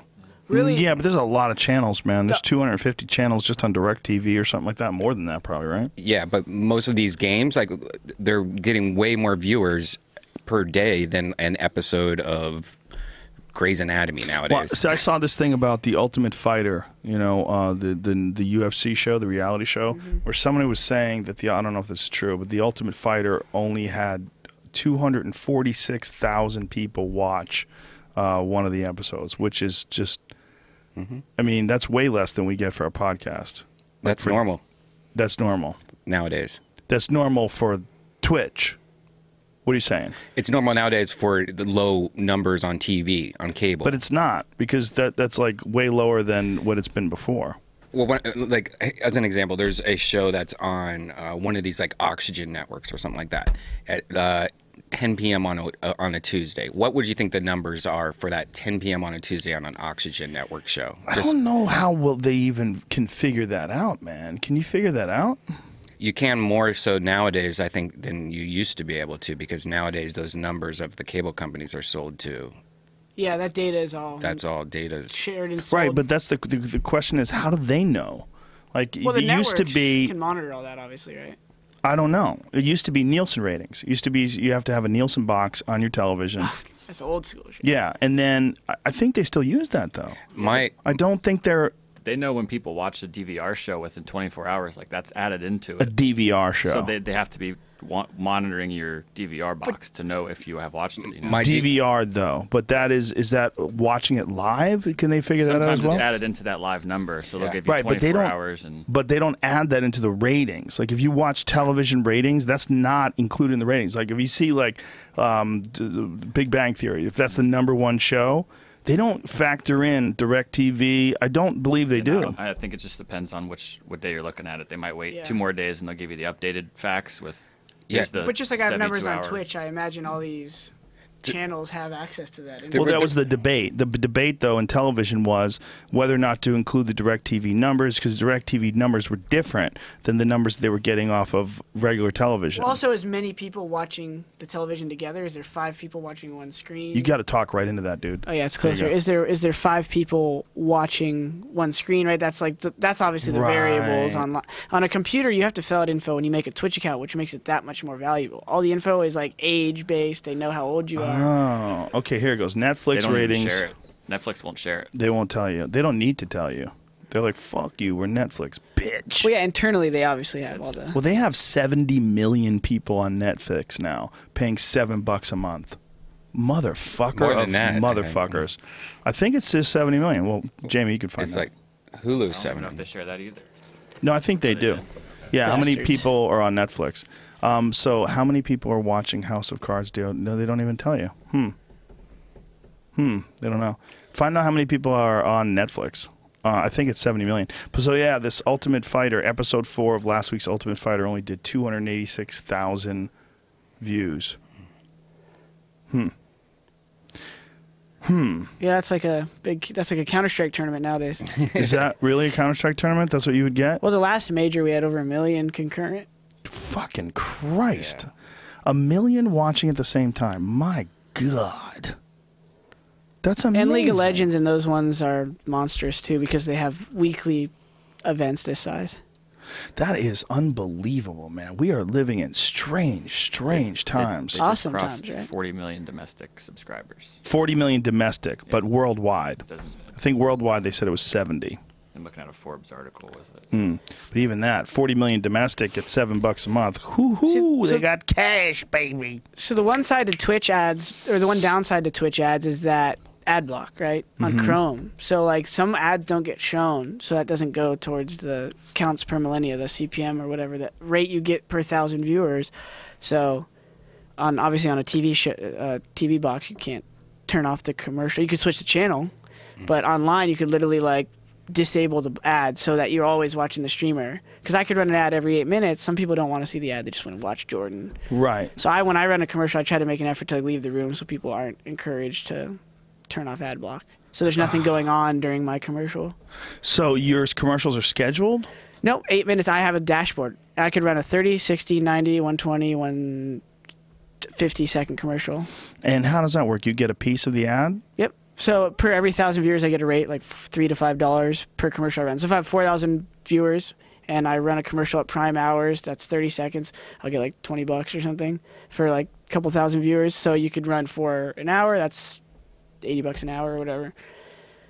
But they have to be they still have to tune into it. Yeah, they have to be tuned in. That's like live action. Like sometimes if I'm having a really funny stream and there's a bunch of cool shit happening, I don't want to like interrupt with an advert, like a commercial, right? Right. But if I'm just playing a game and I'm like, all right, guys, I'm gonna go take a piss, get some food, a snack really quick. I'm gonna run a 2-minute commercial. But I try to never interrupt the action. And these 2-minute commercials, they use trailers for movies, like what is yeah, it? so it draws from a random rotator. That's how Twitch makes also their money. So these companies pay Twitch maybe 10 grand to run their ad for this Friday. So you don't get to choose. You couldn't say like, hey, I would like to have a Chevy ad right now. But what I can do is have advertisers pay me directly and run their pre-rolls as my stream and never run a commercial through Twitch. Or do an internal advertisement inside the show like what we do. Yeah, exactly. Or could you have product placement? Like, exactly, look, yeah. You know what goes good with gaming? Coca-Cola. Yeah, exactly. Well, that's what I'm doing. When I play on my stream, I have my sponsors' headphones on. I have their keyboard, their And mouse. they pay you monthly or Well, those annually? are the people who support me to fly to like Europe and all over the world each month. I just got back from London this weekend. That's, big event. Samsung. Get away from me. So yeah, so I have 2 phones, right? I have to deactivate my iPhone because I got sponsored by HTC recently. Oh, you had to deactivate your phone because now I still you have it because I have an unlimited data plan, so I've been resisting. But I have the new HTC M9, which I use for everything else. Aside I from, didn't even know the M9 was out. Just came out. When? A week ago? Yeah, I think I got it like right as before it. The M8 was pretty dope. M8 was dope. So how much better is the M9? Honestly, Let's see it, bitch. Pull it out. You know the family plan on T-Mobile. The family plan on T-Mobile is unlimited LTE data. That's my music player. T-Mobile's your music player? No, I said my HTC's in my car because it's a music player. I see. I understand. So this is a whole new world that I'm being introduced to. This world of streaming. I mean, the world of competitive video games. I'm scared. I don't want to be sweaty on you. Yeah. The world of competitive video games I was kind of aware of, and I knew about these enormous StarCraft tournaments where people are, watching it on television. Yeah, Korea, it's still huge, right? Yeah, that's why StarCraft 1 died. It got so big that everyone was throwing matches for money. Throwing it? Oh. Here's 20 grand, lose your next game. No way, really? And so then there's betting, because Korea's, it got big really fast. I ate bad noodle. People always find a way to fuck things up, don't they? That's kind of what happened to the original StarCraft, because that game was badass. I don't think they needed to change it too much. They could have just updated the graphics a little. And what happened? Well, that kind of ruined part of the integrity of the Korean scene, which was like the dominant. Those guys are like insane. Like the way they practice, the way they play was like just clear cut, more efficient, smarter, better than everyone in the world. So when their scene was infected that way, it kind of... Is that a cultural issue, like you were talking about Europe and Korea? Is there like a stigma on it in America that doesn't exist in Europe and Korea? Well, definitely. When I go to Sweden, it's like being a pro surfer in California. Really? Not everyone recognizes me, but I will get recognized every day over there. So, like, I'll be in a McDonald's and someone will be like, oh, shit, hey, what up, nothing? And I'll be like, you here for DreamHack? Yeah, cool. Whoa. But not everyone in the room will know who I am, but that one guy will. Like, my buddies from Sweden, the team NIP, they're the best team from Sweden.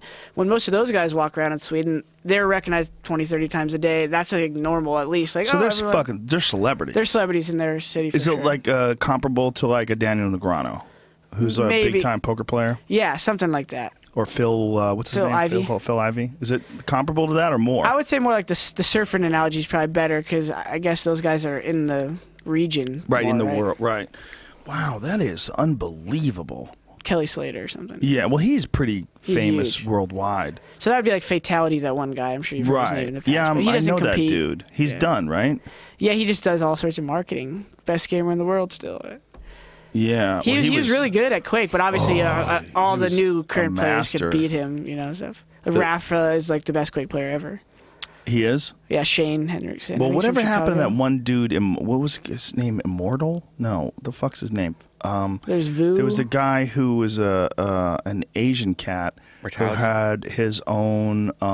He had like a whole server and a whole website, rather. God damn it! Well, I have a website. The best immediately, like in the early days. Was it Quake? I feel like his name was Immortal, but he stopped playing. Probably should know this. And he stopped playing and started developing products and, you know, a gaming website. And I think for a lot of those guys, the actual gameplay is so involving. Like, you have to practice 8-10 hours a day. Yeah. I've experienced the lethargy of it, like, because it's a novelty, right? You do something, you're so into it because it's new and exciting to compete. Well, a lot of these pro MLB and NFL players probably wouldn't be in it if they're barely making a wage. They would probably say, "Yeah, that was fun, but it's not worth it. Getting my head bashed in." Well, I'm not getting my head bashed in, but I am spending a lot of time inside. I am neglecting. My hours are odd, right? I practice like to the evening, so a lot of my friendship hangouts have to be like weird hours or weekends or when I have no tournament. So there is downsides to everything, right? So like for me, the novelty has gone away a little bit. Like I don't play many games anymore. I'm not a video game player. I'm a Counter-Strike player. And so I don't, in my free time, I'm not just like, let me flip on my PlayStation 4. It's like, no, let me go outside. Let me go I play ice hockey still once a week. I play golf sometimes. I try to stay active because I would go insane being inside all day. I have one teammate right now who's very new to the pro scene. He plays all day. He streams all night. He's going to make way more than all of us because he literally does. He won't leave his house for 2 weeks, and he's still totally sane, happy, like totally positive. How's that possible? It's just a way. It'll go away probably eventually, but he's in that state where his friends are online, and it's not like you're by yourself. You're dealing with. You played Quake, right, with your friends, right? He's very interactive. We're all very interactive. He loves gaming. I was at that stage one time where I didn't mind not going out for the whole weekend, and I'd just LAN with my friends. After a while, depending on how you've balanced your life, obviously you want to do other things in your day, right? You want to feel fulfilled as a human. I took up golf a couple years ago just to do something else and try to be decently skilled at it, just for fun. The kid's name was Thresh. Thresh, yep. Yeah. He won, like, what did he win, like a Ferrari or something? I remember. Well, he was like one of the... Dennis Fong started... Yeah, that's He started X-Fire, I think, a big company now. Yeah, that's right? Thresh. Is that X-Fire? He was like the best player or one of the best players at the time. I remember watching that guy. He was like the first pro gamer. Yeah, watching him play in demos, you're like, Jesus Christ. And then he came up with a website, and he had like a gaming news portal. Yeah, he definitely paved the way. Joe, and of all the shows that we've ever done, Joe Rogan podcast, I don't think we've ever had 8,000 people viewing our show. But right now we have like almost 8,000 people viewing our show. We haven't had that many before? What's the most we've ever had, Jamie? 5,000 before? Wow. The gaming community. We didn't even hit it up that hard. I wasn't sure if I could announce this last week. I was like, yeah. That is fascinating. This whole thing is just... What's up, gamer world? Yeah, hey, gamer fuckers. We've hit some new plateau, I think, with interactivity with this. Not we, but like the world. That's why I'm excited for you to connect you to Twitch. I think that's going to do some cool shit for you. Yeah, I think we need to put this thing on Twitch for sure now. It seems to me to be... there's a whole world out there of people that are involved in this that I just had no idea about. You know, I had no idea that people were making donation money and that someone could make 50 grand a month. Because we weren't always, right? You know. How often is it? I mean, how new is this? How recent is it? Probably 2010 when it really started. So last 5 years. Used to be Justin TV. Justin TV. Oh yeah, we used to do that. Hang out That's with the owner. Dude, we used to do Justin TV from the green room at Cobb's Comedy Club in San Francisco. That was old Joe Rogan Experience before it was Joe Rogan Experience. We even met with them and they were like, "Here, we want to give you laptops and cameras and stuff." Yeah, exactly. That was like when we used to do it in. We did it in my hotel a few times. We did it in green rooms. I did all kinds of shit. Yeah. Remember I came with the bathrobe on, the leopard bathrobe for you and Joey, and I danced for you? Do you remember the time there was that dude, and this was way back in the day, but he had some sort of a cellular hookup in his backpack that was attached to a laptop. That was Justin TV. Yeah, And a they walk around laptop. their dorm and shit. And he had a webcam. Yeah, that's he had them. a webcam that was like on his chest or a hat or something along His those head, yeah. lines. And he had this like set, and they wanted to give us one of these setups and have us take it around. And I think that's where me and Brian we just said we're crossing the line here. This is just too fucking That's weird. it next. Joe Rogan has a GoPro on his head during the UFC fight night. But that's what Periscope is. I'm going to Periscope from this UFC this weekend. Oh, sweet. Yeah, I'm going to see if I can get a service or a cell phone signal because I think there's a Wi-Fi. Tether it. You might want to also talk to Dana first about it. Well, I'm Because not going to show Periscope the might ban you. fights. I'm not going to show the fights. I'm going to Periscope. I wanted to Periscope like me and Goldberg, like getting ready and fucking around and let everybody know what it is. And this is what it looks like. I'm going to introduce everybody to the people that work behind the scenes and show everybody Tom Segura and Tony Hinchcliffe. I'll just come down. Periscope. for you. Is this a new app you're dealing with? I haven't messed with it. Oh yeah, Periscope is a streaming app where you stream from your cell phone. Oh, I have using seen one. Yeah, so we do it all the time at the Comedy Store. The other day, I took people on a tour of the Dude. Comedy Store. I took them up to the Belly Room. I took them down to the Comics Bar. I took them all over the place. Very cool. I should do that. Yeah. Well, there's like there's Just go these to the new- beach, clown around or something. You could, yeah, you could do whatever you want. I mean, you could. Could you show pornography with that? Could you- No, I could you just got. ban- I mean, I just Immediately got back to banned the the other porn. day. You got banned again? Yeah, well, I got banned for doing. Brian, yeah. what do you do in your free time? I troll with my free cams. But here, check it out. Okay, cool. So there's people looking at it right now. You have to hold it up and down, like for some reason. Oh, okay. Oh, So this way, Yeah. vertical. And so there's people chatting to What you. up? And, What's and up, Edgar? Hearts.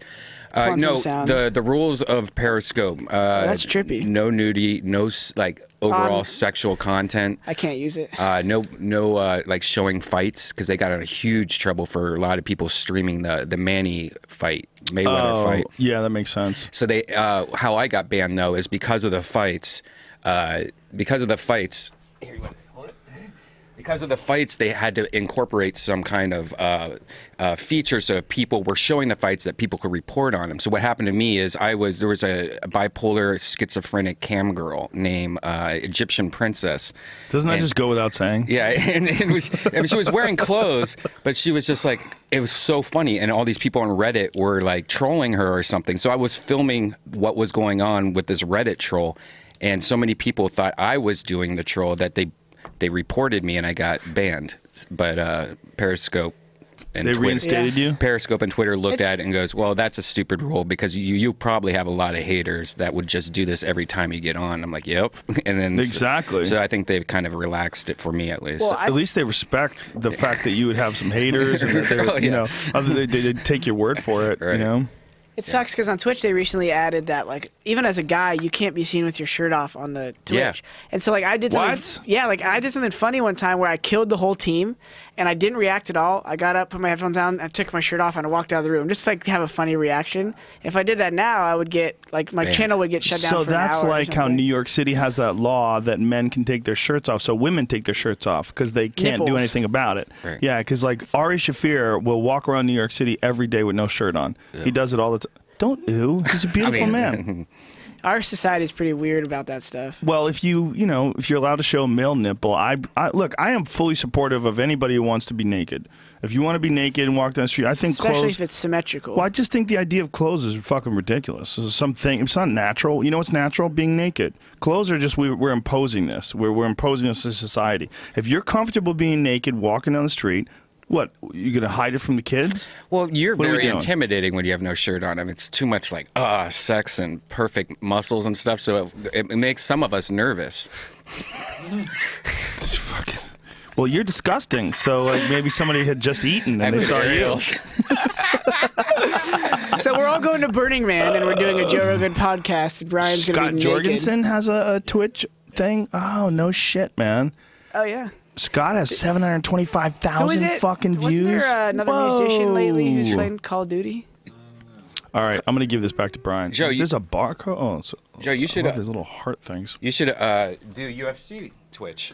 You ever play the UFC game? Yeah, well, I have to do some. You know what I'll do? I should. Well, I have to do some voiceover for the newer version of it because they have new, updated versions of it every year. So this year I have to go. I have to go in like a couple weeks. I have to go in and. It's a fucking laborious task. I have to fake fights. Like Now- fake fights are going on. Is there ever going to be a playable character of you? Because that's one thing that the internet has been asking for a while is having a playable Easter egg character of you. I would have to do a lot of work to do that. I'm not really interested. You gotta. Like, you'd have to I have to throw a bunch of kicks and get videotaped my body. I was gonna say, man, you have a vicious kick. I saw something on Instagram. I was like, I would have just got broken in half by that kick. Oh my god, you're Only kicking if I hit you. beanbag. Yeah, but beanbags don't hit back. But it wasn't a beanbag. It had a nice pop to it. Beanbag. Beanbag, fucking beanbag, hacky sack, yeah. All the above. Yeah. So where's this going? This is going towards virtual, right? Like that's Oculus Rift is the next stage for all this shit. I mean, that's all I'm thinking. By the way, that's what Carmack believes. Carmack and I were chatting back and forth the other day on Twitter, and one of the things that he was talking about that he's obsessed with, I guess, is Oculus Rift, and the possibilities that entails. Have you fucked with Oculus at all? I played like some weird like ocean surfing simulator thing, but playing Counter-Strike, I feel like I'd get nauseous. I want to try it though. See, that's the biggest problem. The biggest obstacle that they have to get over is that a lot of people put it on and get sick immediately, and so it's not going to work for them. Yeah, that's a thing, man. Like with motion sickness, like some folks get motion sickness and some people don't. Like some people can't. Like my wife can't get on a boat. She gets on a boat, she's like, bleh. Yeah. Like I have no problem. I can be on waves and it doesn't affect me. And my kids are the same way. It doesn't bug them. I was worried that it would get them, but it doesn't get them. But some people like if you're in the back seat of a car, they'll get sick. Like they have to sit in the front seat. If you're going around, like Kurt, like what is that? What the fuck is that? Some people just can't take it. I know people that came and watch video games on TV, first-person shooters, or they get sick. Some equilibrium shift or something internally. I don't know.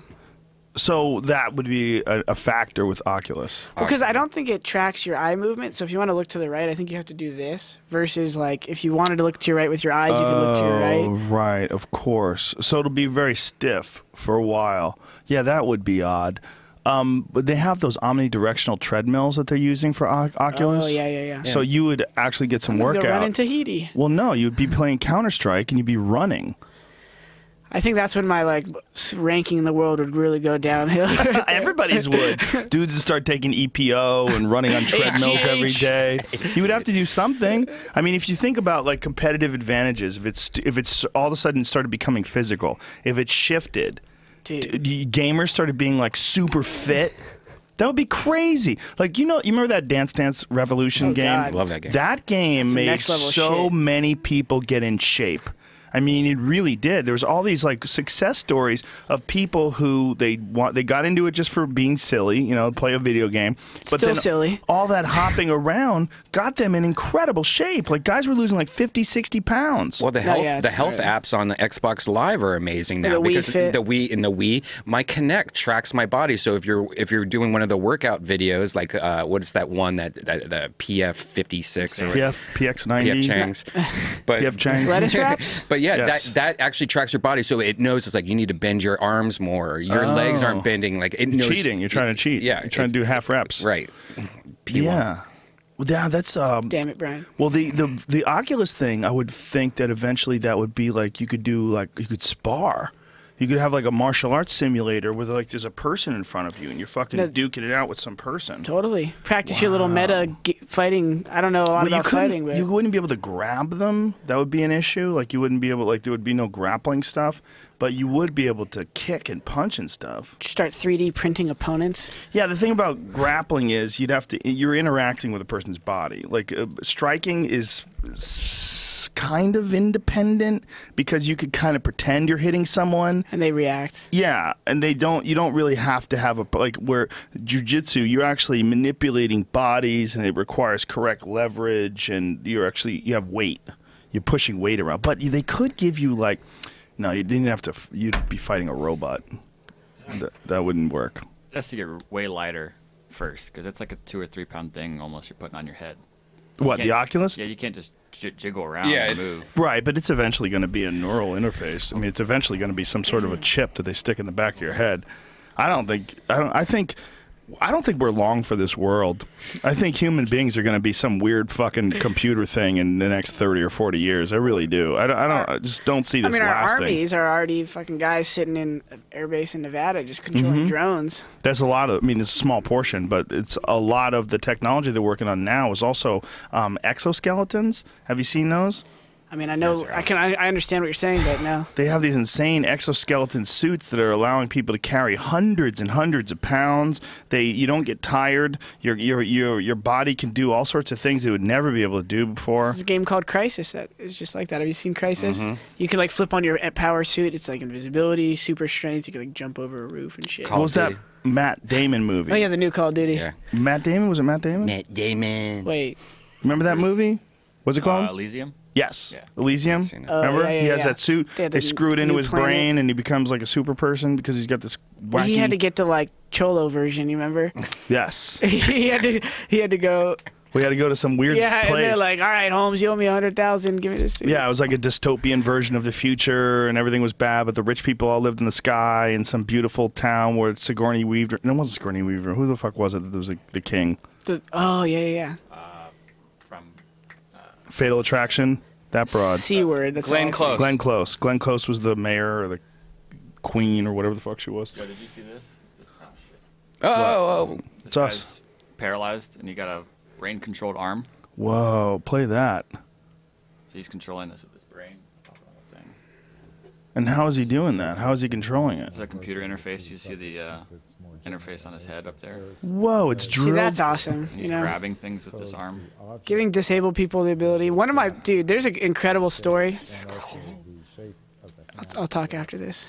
And that can be a single neuron. So you can get a whole representation of a grasp, and another neuron nearby will produce a different type of grasp and be sensitive to a different type of object. So cool. Oh my God, he's Jamie. picking up a drink. Twitch.tv/handy. Oh, yeah, I've seen this After guy. this guy, yeah. He's a friend of I'm mine. doing it all by myself, and everything's going good, right? I'm about to. I'm imagining to picking up the robotic arm. I'm extending the robotic arm towards the beer. I pick it up. That's awesome. I have the straw to my mouth, ready so extremely. I can practically taste the beer, right? And I drop it. I somehow release. In my thought process, I release the grip on the beer, and it falls in my lap, and it spills all over me. So that was one of the bloopers, and that was funny. But the next round, I completed the task. That guy's getting hammered with a robot arm. Come back here, you arm. No. He's So when drinking- he gets drunk, can he not control it with his mind anymore? Yeah, maybe he's like drunk roboting. Never Wow. drunk robot. Well, I mean, that's beautiful because, but that's again what we're saying. I don't think we're long for this world. I mean, I think eventually that right now is really crude. That's like the Model T of these fucking robot things. But we're going to get to the Tesla of these robot things. And that's not that far away. And then people are going to go, well, fuck this shitty body. This fucking flesh bag that I live in that's always farting and going bad. You know, I'm getting sick all the time. Let me just fucking take my brain and stuff it into this thing that'll keep it alive indefinitely. Well, and nano stuff is going to start overwhelming. So this guy I know personally, he plays with the nubs. He was born like this. He's got no arms or legs, and he plays using his nose and his two nubs, and he's fucking good. Wow. Like he he's shoots with better it? than the he's like better than the average player in the world. What? Like So he's like a world-class player. yeah, his name's Mikey. I did a little Wow. report on him actually back in school. Wow. So I grew up playing as a kid. He comes to the tournaments. Like I go to tournaments around LA when I was younger. He comes there. He's sitting there smoking a cigarette. He's got like a little like thing. Smoking a cigarette. He pulls out his. He has a wire. He pulls out of his pocket. Lights up a cigarette. A wire? He like has like an assister. It's like an iron, like a hanger, Mm-hmm. and he like straightened it out and like curved the end so he could like pick shit up with it. And like he's really creative. And if you watch him play, he's amazing. Joe Rogan is getting the chat room right now. Everyone say hi from Jordan to Mikey. Hey, what's up, dude? He's a badass guy because just stuff like I did a report on him. The stuff he does, like that he's able to do: drive, skateboard, surf, fish with nothing. How does he drive? He has like so that's what he's building a new car now, but they're like extended pedals and like these foot shifters or Yeah, but paddle the guy in shifters. Texas is like much longer arms than this. Throwing balls around. This is incredible. So this guy, how does he write? Like when he's typing, how does he type? Yeah, with his nubs and his nose. He types with his nose? Yeah, watch him switch weapons. Oh, he's dead right now. Wow. So he's fixing his... He's talking. Hi, Jordan. You saying hi, Jordan? Yeah, he's a homie. Wow. He's a cool dude. And his mindset is insane, you know. This guy is just like always just like, yeah, you just gotta live life and I'm just like, dude, you know how many people complain about such menial shit compared to what you do? Yeah, no kidding, man. Well, perspective is a motherfucker. Do you know if he's ticklish? No, I don't know. That'd Hey, be what's fun. going on there with these guys in the game where they have money over their head? So Counter-Strike works off economy. So you start with a pistol, you have $800. The more rounds you win, the more money you get, and the better guns you can get. Oh, how rude. And if you lose, that's like a big part of the competitive play is controlling your money. Because if you like force buy, it's called, where you just buy everything every round.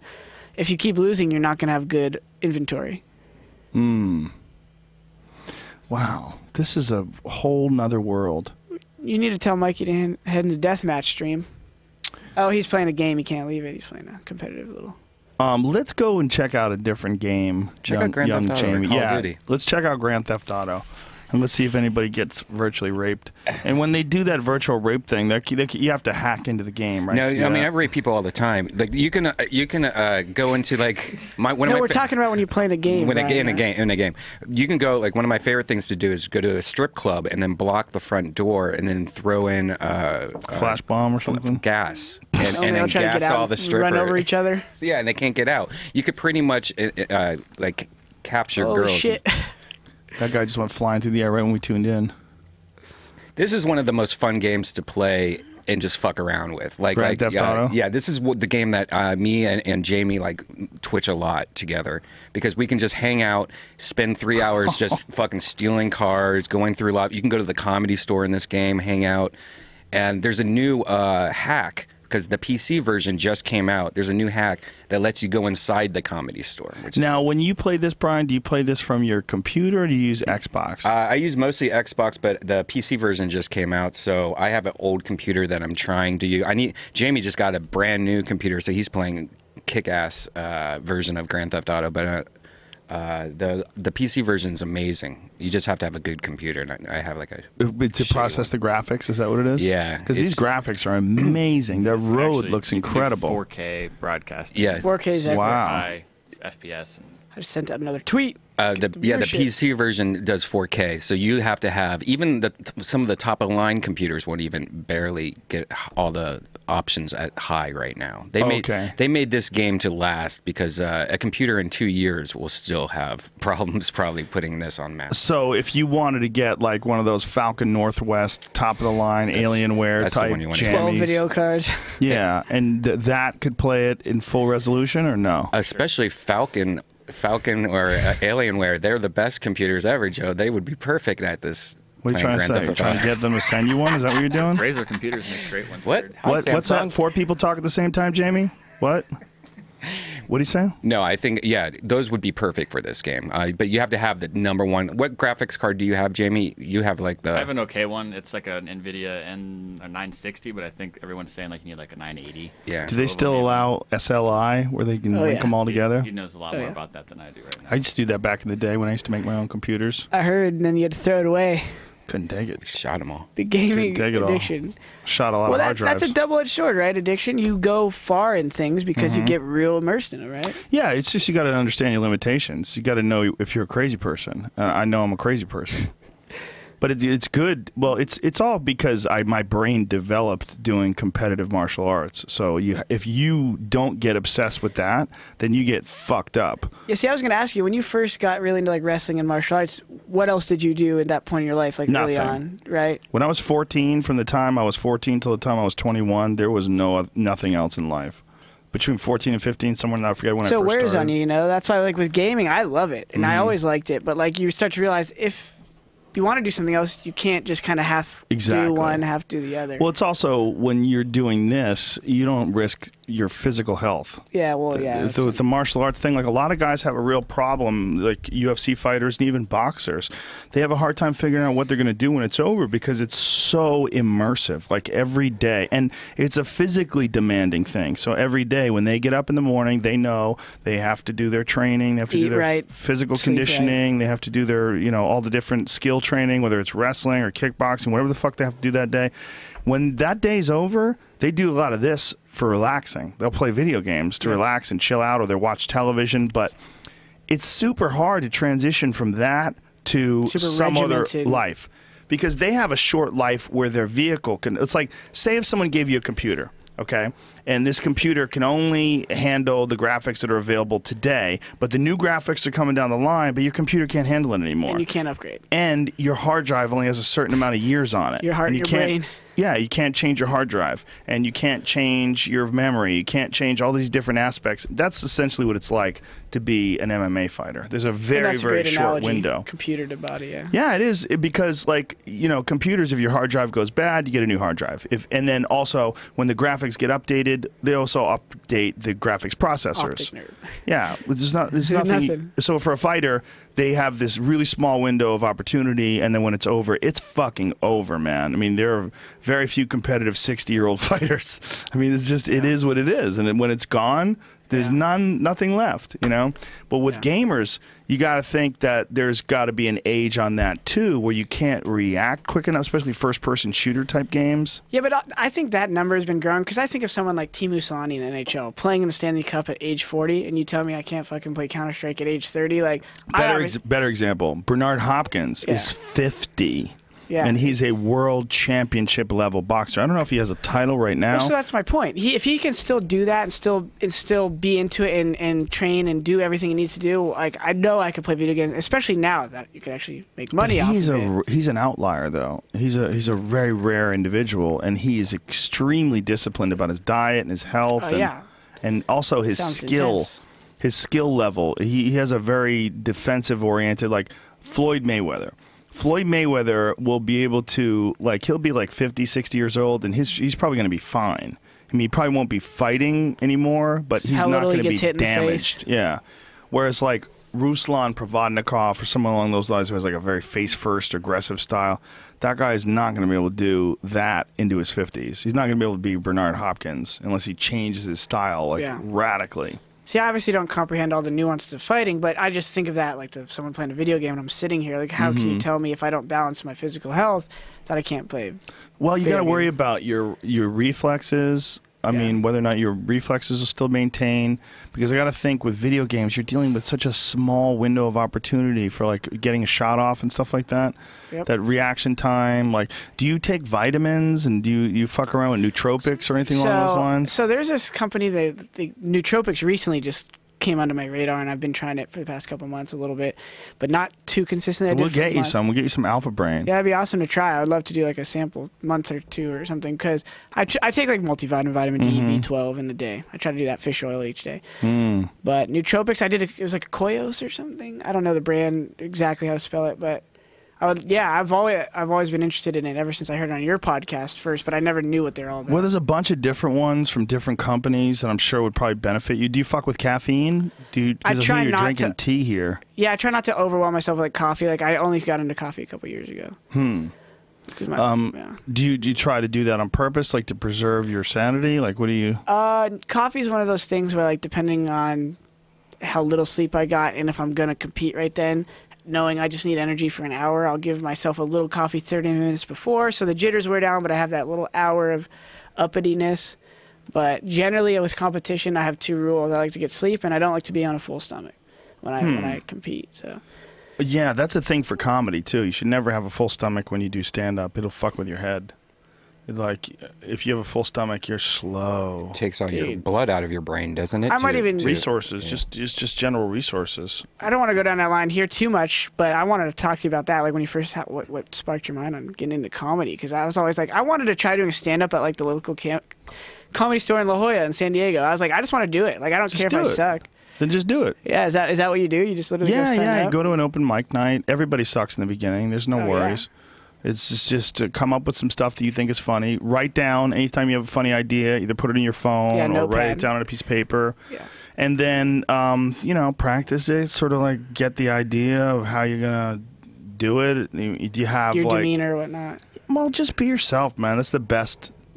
Like some people, like they'll create a persona or stuff like. But good luck with all that. That's a pain in the ass. Yeah, the secret is just being yourself. Exfoliate like who you are and just kind of be a clown. I know I could be really good at self-depreciation, but deprecation. Deprecation, is that what it is? Appreciation. Self-deprecation, is that one? Yeah. Yeah. Exactly. Well, I used to say that too. It's because you're reading it instead of saying it. Yeah, but self-deprecation. It sounded right because you kind of yeah, it seems like your the right internal thing to value say. over the course of the show.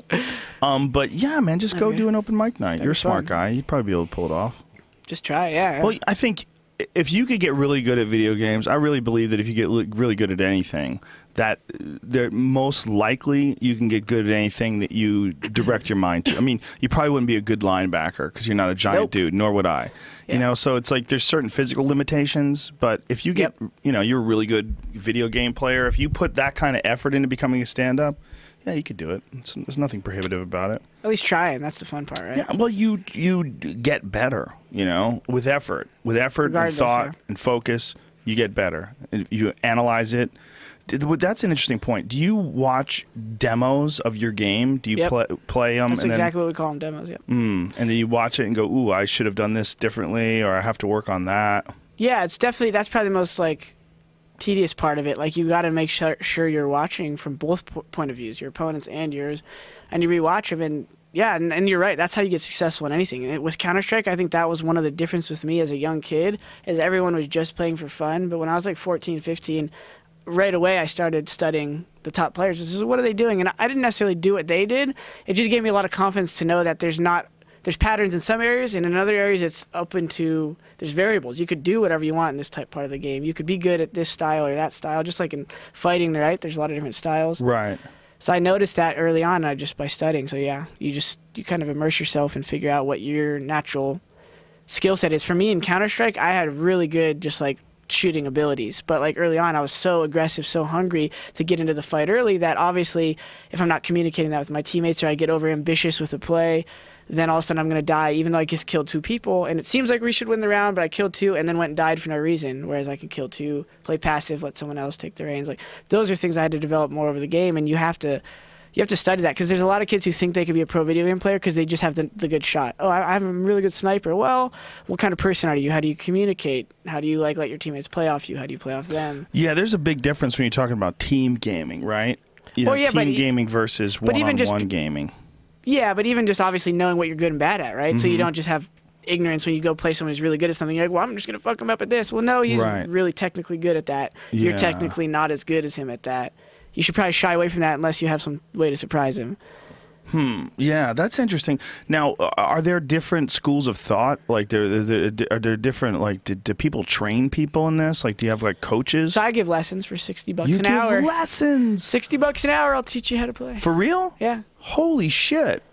How does that work? Like, what do? You sit down there and watch them, or you do it online? I make them fill out a questionnaire beforehand, so that I ask them to assess themselves. They answer like 10 questions that I ask: their experience, how long they've played, competition-wise, what they think their qualities are that are good, bad, and then we meet up after they fill that out. We choose a schedule, and then we meet up online on the headset. I picture-in-picture with their screen, and then we go on a server together, and I just talk to them about some things that you need to know, just about timings. If they don't have a lot of questions, some kids are shy or they just want me to lecture them, so I go off and I say, interrupt me when you have a question. Other kids have a lot of specific questions about why am I not able to hit these kind of shots. I seem like I can do it in team deathmatch deathmatch practice, but not when I do a competition. I seem to get really rigid and timid. How can I stay loose when I really want to win and there's pressure on the line? You know, how do I? So I just, whether it's a psychological help or literal technical things, I just try to help people. So what this seems to me, it's like from the outside, people are looking at this like it's some frivolous, silly thing that people who really need to grow up are involved in. But from an objective perspective, without the cultural context of how people look at video games, it seems to me like a very complex, multitasked, sort of a skill-based competition. It's problem solving at a very high level, because you're factoring a bunch of different things. You also have social interaction with all the different people in your group, team or community, your team, and then on top of that, you have to factor in the playing styles, the various different aggressive or defensive playing styles of the people you're going up against. Like, it's a lot of complexity involved that I think the average person probably wouldn't understand unless maybe they talk to someone like you.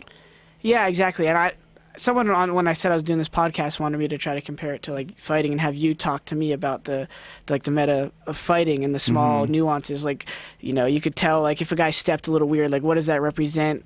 Is his right side hurting or something like this? In Counter-Strike, there's all these little things that I know that the outside has no idea just happened because I can see the guy's face. Because you've been there. Because I've been there and I've watched it happen. And the reason that guy's playing so aggressive right now is a front. Like, he has no health. He has no grenades left. He's trying to, like, scare me away from the bomb site.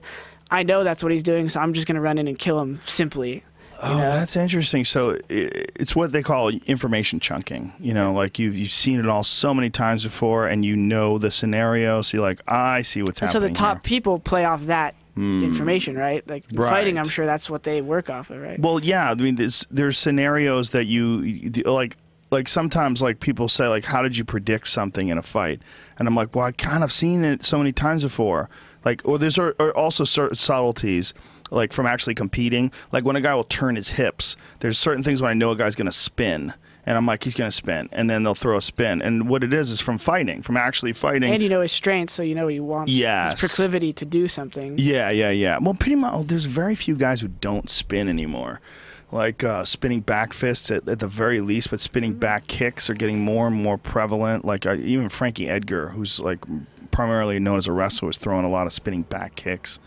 It's just a really effective technique. But the point being that it's just, I know that it's going to happen just because I've seen it so many fucking times. It's a very subtle movement that people will make that you have to, like, your brain goes into that information chunking mode, and they go, oh, this slight shift of his hips equates to that. So if you see a guy who's, like, behaving in a certain way, you're like, I've fucking seen that before. That guy and it's not a doesn't have conscious any thought, health. right? Just like you're saying with fighting, it's a culmination of thoughts and things you've experienced.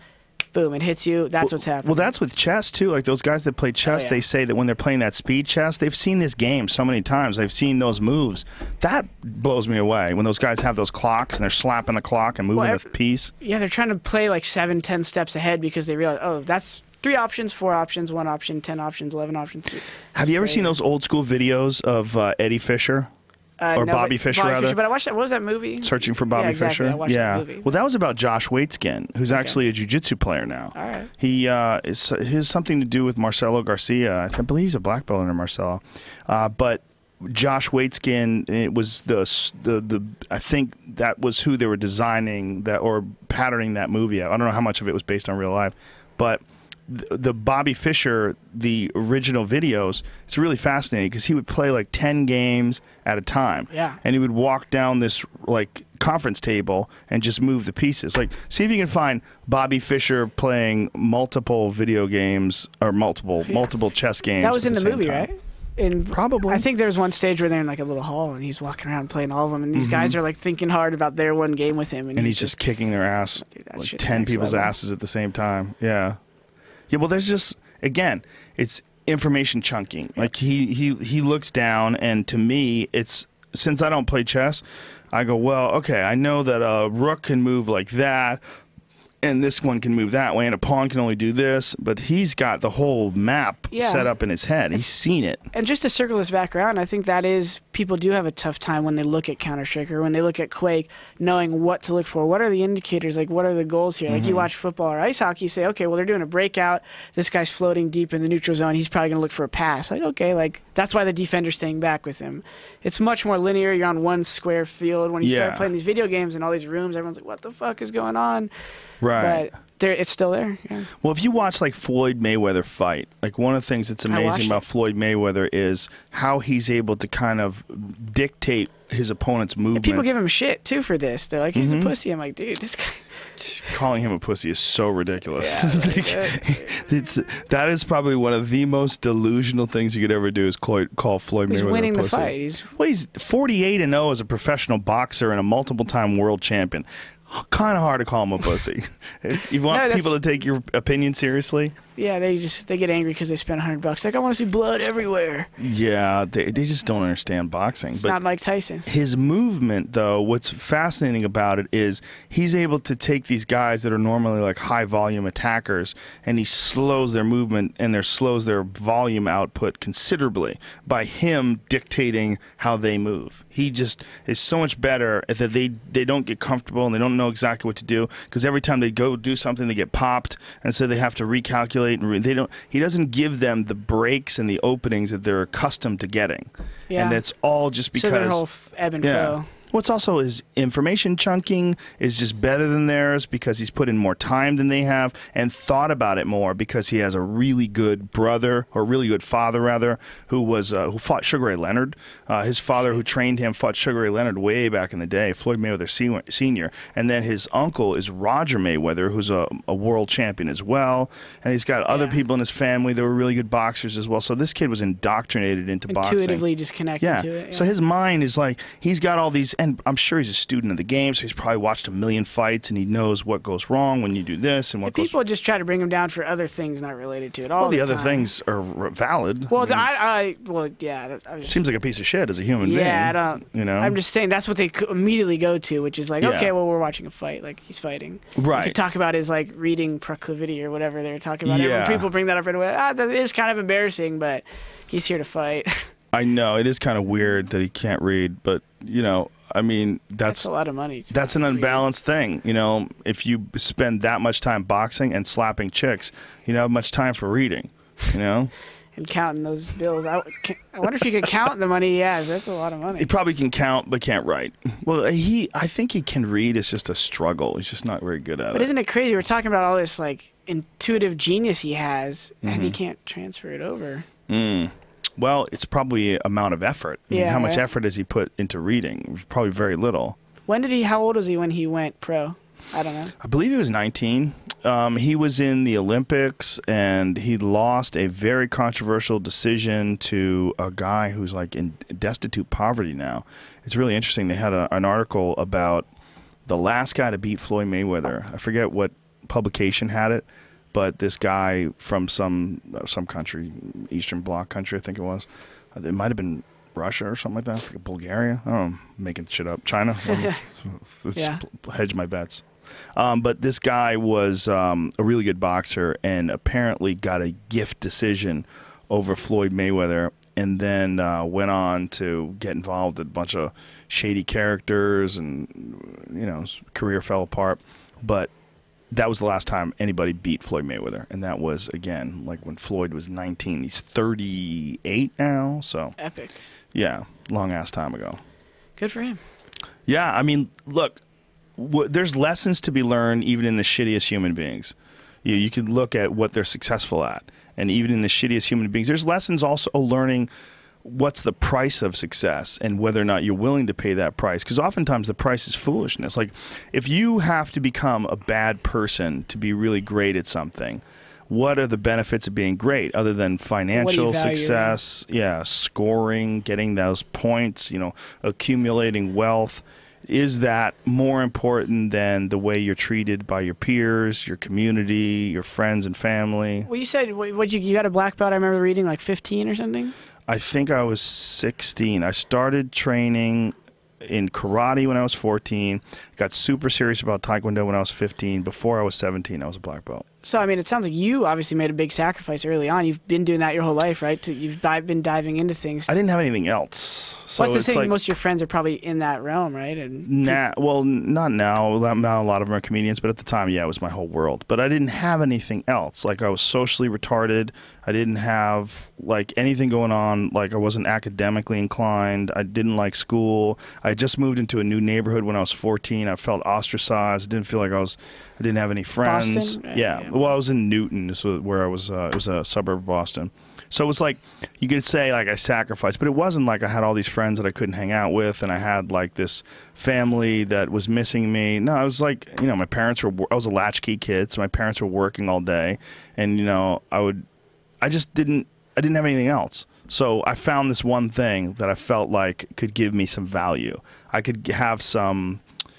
I felt like I had some personal worth from getting good at something. And then once I got good at it, it was like, wow, this is the first thing that I've ever done that gives me like a good feeling by being good at. Whereas like my life before that was kind of depressing. It was like going from one community to another, constantly moving, no friends, being bullied. I hated all of that. And then the being bullied part is what led me into martial arts. And it's very minor bullying. Like, nobody really hurt me. But it's more psychological than just anything. Being nervous all the time, being scared of people. You know, and I wasn't a big guy. I was little. So there was like so many different things about it that made martial arts appealing.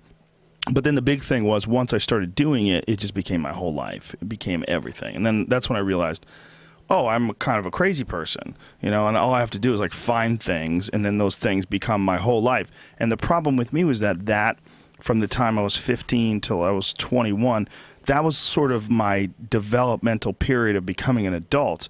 So that is how my brain formed in this like really laser beam focused kind of insane way where I don't give a fuck about anything else. And that's what my problem was with video games. Because once I started playing video games, somebody would be talking to me. If I didn't like what they were saying, if I was bored, I would just start playing video games in my head. I'd be like, I could be playing video games right now. I could be playing Quake. I could be fucking hitting somebody with a railgun. It's a double-edged sword, Yeah. It's like oftentimes people that are really, really good at something are super unbalanced. I was going to say I could resonate with different things you're saying. Definitely. Well, that's why I see with you, I appreciate the fact that you have put a lot of thought into like doing things, going outside, playing hockey, getting a real life on top of this video game thing, because obviously if you're really good at this game, which obviously you are really good at it, you must have a sort of obsessive mind. There's no way, like I have a quote that I use all the time that I came up with a long time ago, is that greatness and insanity are next door neighbors and they borrow each other's sugar. Because it really is true. Greatness and madness are so closely related. There's almost no way around it, because you have to, in order to achieve a super high level of something, you have to be able to do it better than the other people. You have to have more. You have more of an understanding of it, and the only way to do that is you have to not pay attention to other shit.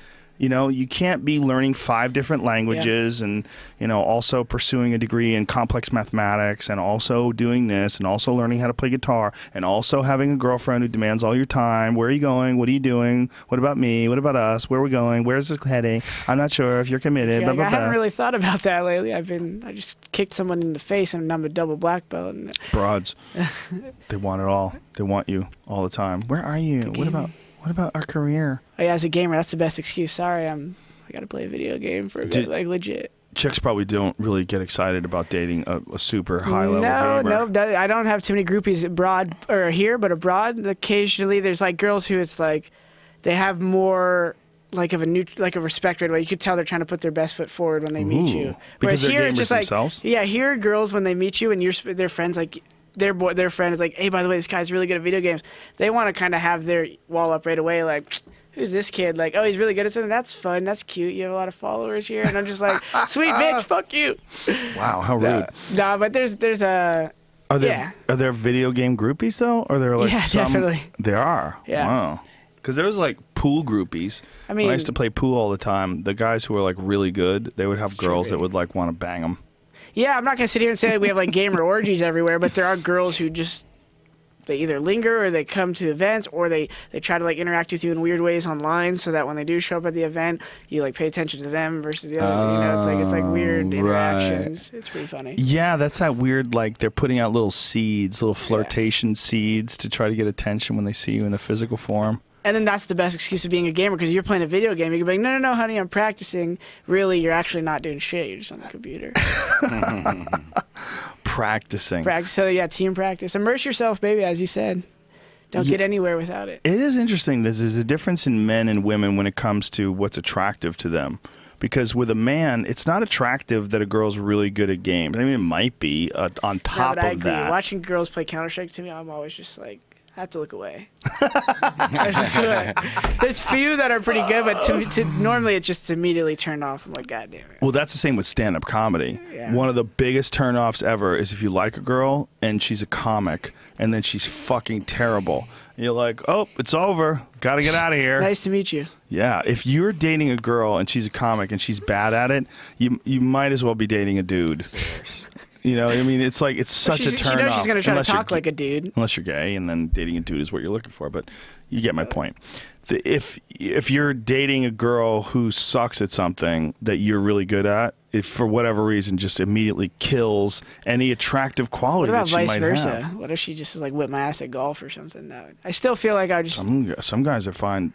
Like pool is a big one for men. They find it demoralizing. Like they get very intimidated by a woman that's better than them. Like some guys, even in professional levels, will play like a really good woman, a high-level professional woman, and fall apart because they're nervous to play a woman. Yeah. Like they don't want to lose to a woman. I could say from in the past, I've played the best Counter-Strike girl teams in the world for like events because they just happen to, they don't go to all the same ones, but they have separate events. When you play them, it does feel like a lose-lose. Like you're just like, all right, I'm gonna either crush them or barely beat them, or if I lose, then it's even worse. But like even if I win, I'm expected to crush them. And so you play them, and you're just like, I've lost like a couple rounds like before I won any versus a girl. I'm like, fuck. And if you lose to them, and then you have to talk to them, are you intimidated? Do you feel like insecure? I mean, at this point in my career, I know all the best girls, so they're kind of my friends in the game. Right. But yeah, I'm sure at certain points for the guys coming up, they want to be pro male player, and they play a girls team and lose. They're probably like, fuck. I'm gonna walk out of the room quietly. Yeah, I remember watching pool tournaments and say like a Jeanette Lee or someone like that would enter the tournament, and someone who would play like really good would fall apart in front of her because they just couldn't deal with the possibility of losing to this like really pretty girl. Like they wanted to impress her, and they would miss 9 balls and just like shit. Yeah, the perception, men bigger, stronger, faster. Well, it's not even just that. It's like men have to win. You know, they have this I have to win thing. And if you don't win, your self-worth, like, you devalue who you are. I've heard you talk about that stuff in the past, the caveman mindset, right? It's back in the day, you just dominate your cave, you hunt, you gather, like, you well, that's the reason why, I mean, there's competition over breeding. I mean, that's really what, I mean, the competition over breeding is, you know, hunter-gatherer competition, and then it's like fighting off neighboring tribes that are trying to come in and take them. It's all like... It's the reason why men are such assholes. It's benefited the genes. I mean, that's really what it is. I mean, obviously we're moving past that because, you know, as the technology and society and culture evolves and changes and grows and becomes more and more complex, that stuff becomes less and less necessary. But the genetics and the proclivity, the inclination rather, is always still there. The competition. So when men lose to women, like especially in games like pool, it fucking drives them crazy. Because they can't just like overwhelm them with strength or anything. Yeah, ping pong. Some chick whacks that ball by you in ping pong. Fuck! Fuckity fuck! Damn, yeah. Ping pong's intense. Ping pong's very intense. I'm not interested in it whatsoever. You know, Aubrey plays ping pong really good. It's like, let's play ping pong. I'm like, let's go fuck yourself. Stupid fucking You ever been to those game. bars, though, that have all sorts of games in them? Like, they have, like, shuffleboard, pool, ping pong, foosball drives me nuts. That's so stupid. But when you're drunk...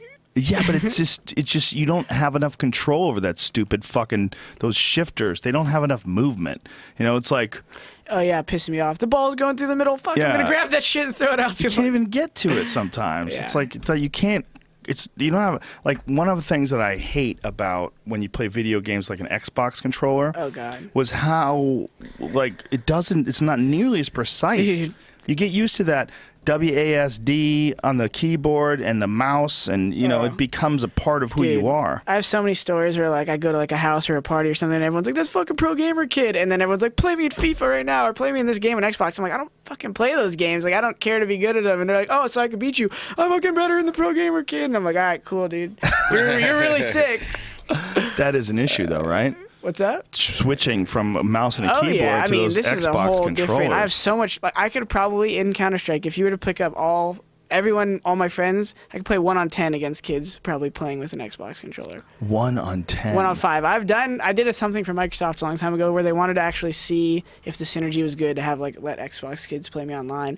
And I played these kids 1 on 4, and I didn't even need sound. I was just like running around killing everyone because they're so limited with their range of motion. Yeah. That it's not just me. A lot of my friends could do this at a pro level. I'm not just some god, but it's just the difference between. Isn't that something that they also put into the game engine to make it easier to aim with those things, like auto aiming? Yep. And that fucks up the precision, right? Yeah, and then everyone has these things that are extenders for the joystick, so it's like longer, so you have an easier time manipulating the joystick. So you know the little thumb pads? Basically makes them twice as long, and that gives you more control, I guess they're called. How much more control? Is Is it more like a mouse, or is it not quite? Just makes it a little bit better. A little bit better. More control. All like the Call of Duty and Halo pros, that first-person shooter pros, use them on console. But none of them are. Yeah, there. That's the thing that sticks up above it. Oh, I see. 10-year-old uses that. So it just makes it slightly better, but still not as good as mouse and keyboard. Yeah, no, Why don't they have mouse and keyboard for these fucking things? They do.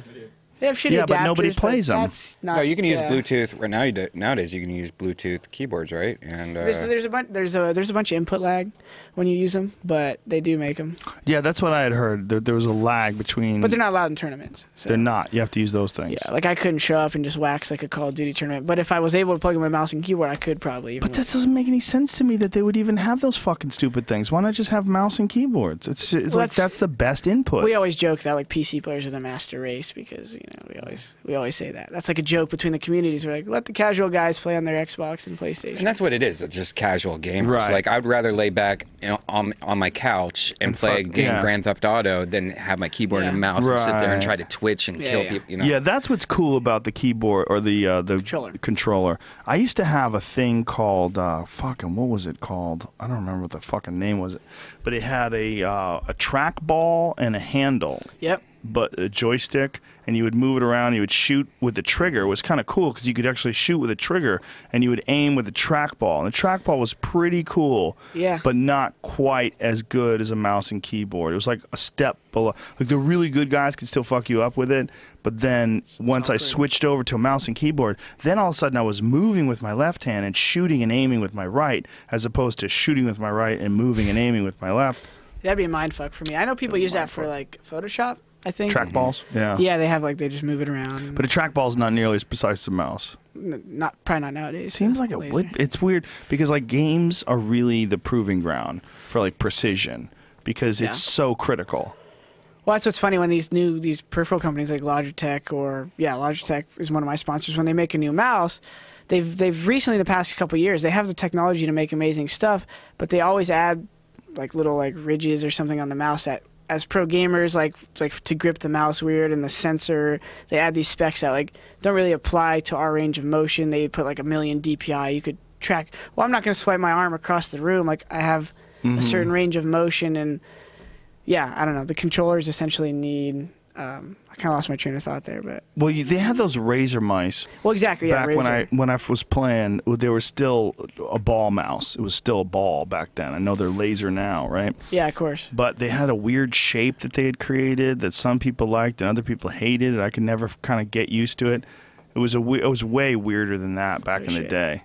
The original Razer mount. Those are Logitech. That's a Microsoft right there. See, there's that little like keypad on the top left. That's weird. Yeah, but this is not. None of these are the thing that I was talking about. But this is new shit that they're doing. This is one. Look, what's that one that split keyboard down a little lower, Jamie? Right there. What the fuck is that thing? So since a lot of people do WSD, so you got your left hand, and then I guess that's the right-handed version. This is just an idea. This is a concept. But I've played on something like that just for my left hand only. It's just the WASD. What's your favorite mouse? What is the? Logitech. I use a Logitech G100S. It's the ambidextrous, so it's very simple. Look at this trackball. You'll find a lot of the pro gamers, they don't need any more than like 3 to 5 buttons on their mouse. Like the World of Warcraft people are casual gamers. They have all these millions of buttons and lights and switches, and that's kind of fun because you have all these macro binds for the spells. But for our game, we just like something that you can grip. It's not overwhelming in your hand or has a weird center of gravity or has all these lights. We just need to grip it well and have good tracking. It's pretty simple.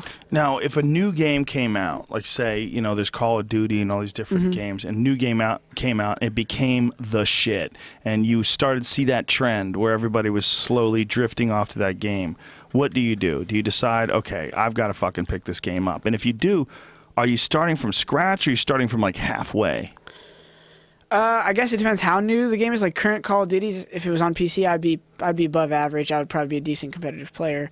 You have to learn all the maps, and then the metagame is gone, obviously, because there's no information chunks that exist at this point. 'Cause it's a new sport. It's literally a new sport now. I don't know. It depends, you know, like if the game has so much support, how viable is it as a job? What do I need to do to make money? Do I need to win every tournament? Do I need to just be a top 100 competitor? Would you dip your toes in? Like, and would you start fucking with it occasionally and then say, I got to figure out what to do here? Like, how do you know where the tide's going? Yeah, you don't always, but you can kind of tell based off like player numbers, right? Like Counter-Strike Go, the game I play, has kind of had like an exponential growth the past like year and a half. Still.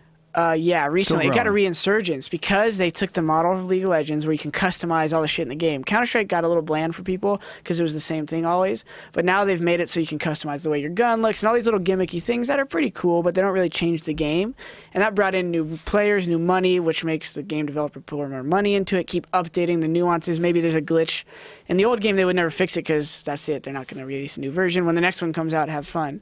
Well, with Counter-Strike, they constantly update it and upgrade it. So that you could tell how popular the game is by just how the community vibe is, how many tournaments are happening, whatnot. Like Dota, League of Legends, they have tournaments all the time. Counter-Strike, we have tournaments all the time.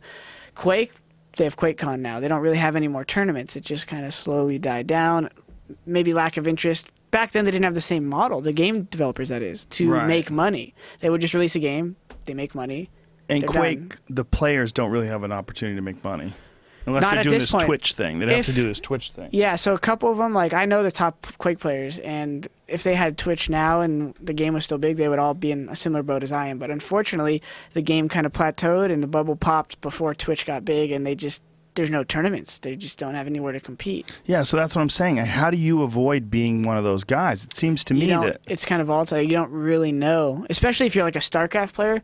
Those guys play StarCraft. Like, there's not many other shooter games or StarCraft-style games they can go play. Right. Yeah, if StarCraft goes away, you're fucked. MOBA has the most options. So MOBA is the multiplayer online battle arena. That's Dota, League of Legends, and Heroes of New Earth. They're basically almost the same game. One guy... Really? They're literally one guy created Dota through the Warcraft 3 brand a long time ago, and it had like one map, and that's it. Just like 3 lanes and whatnot.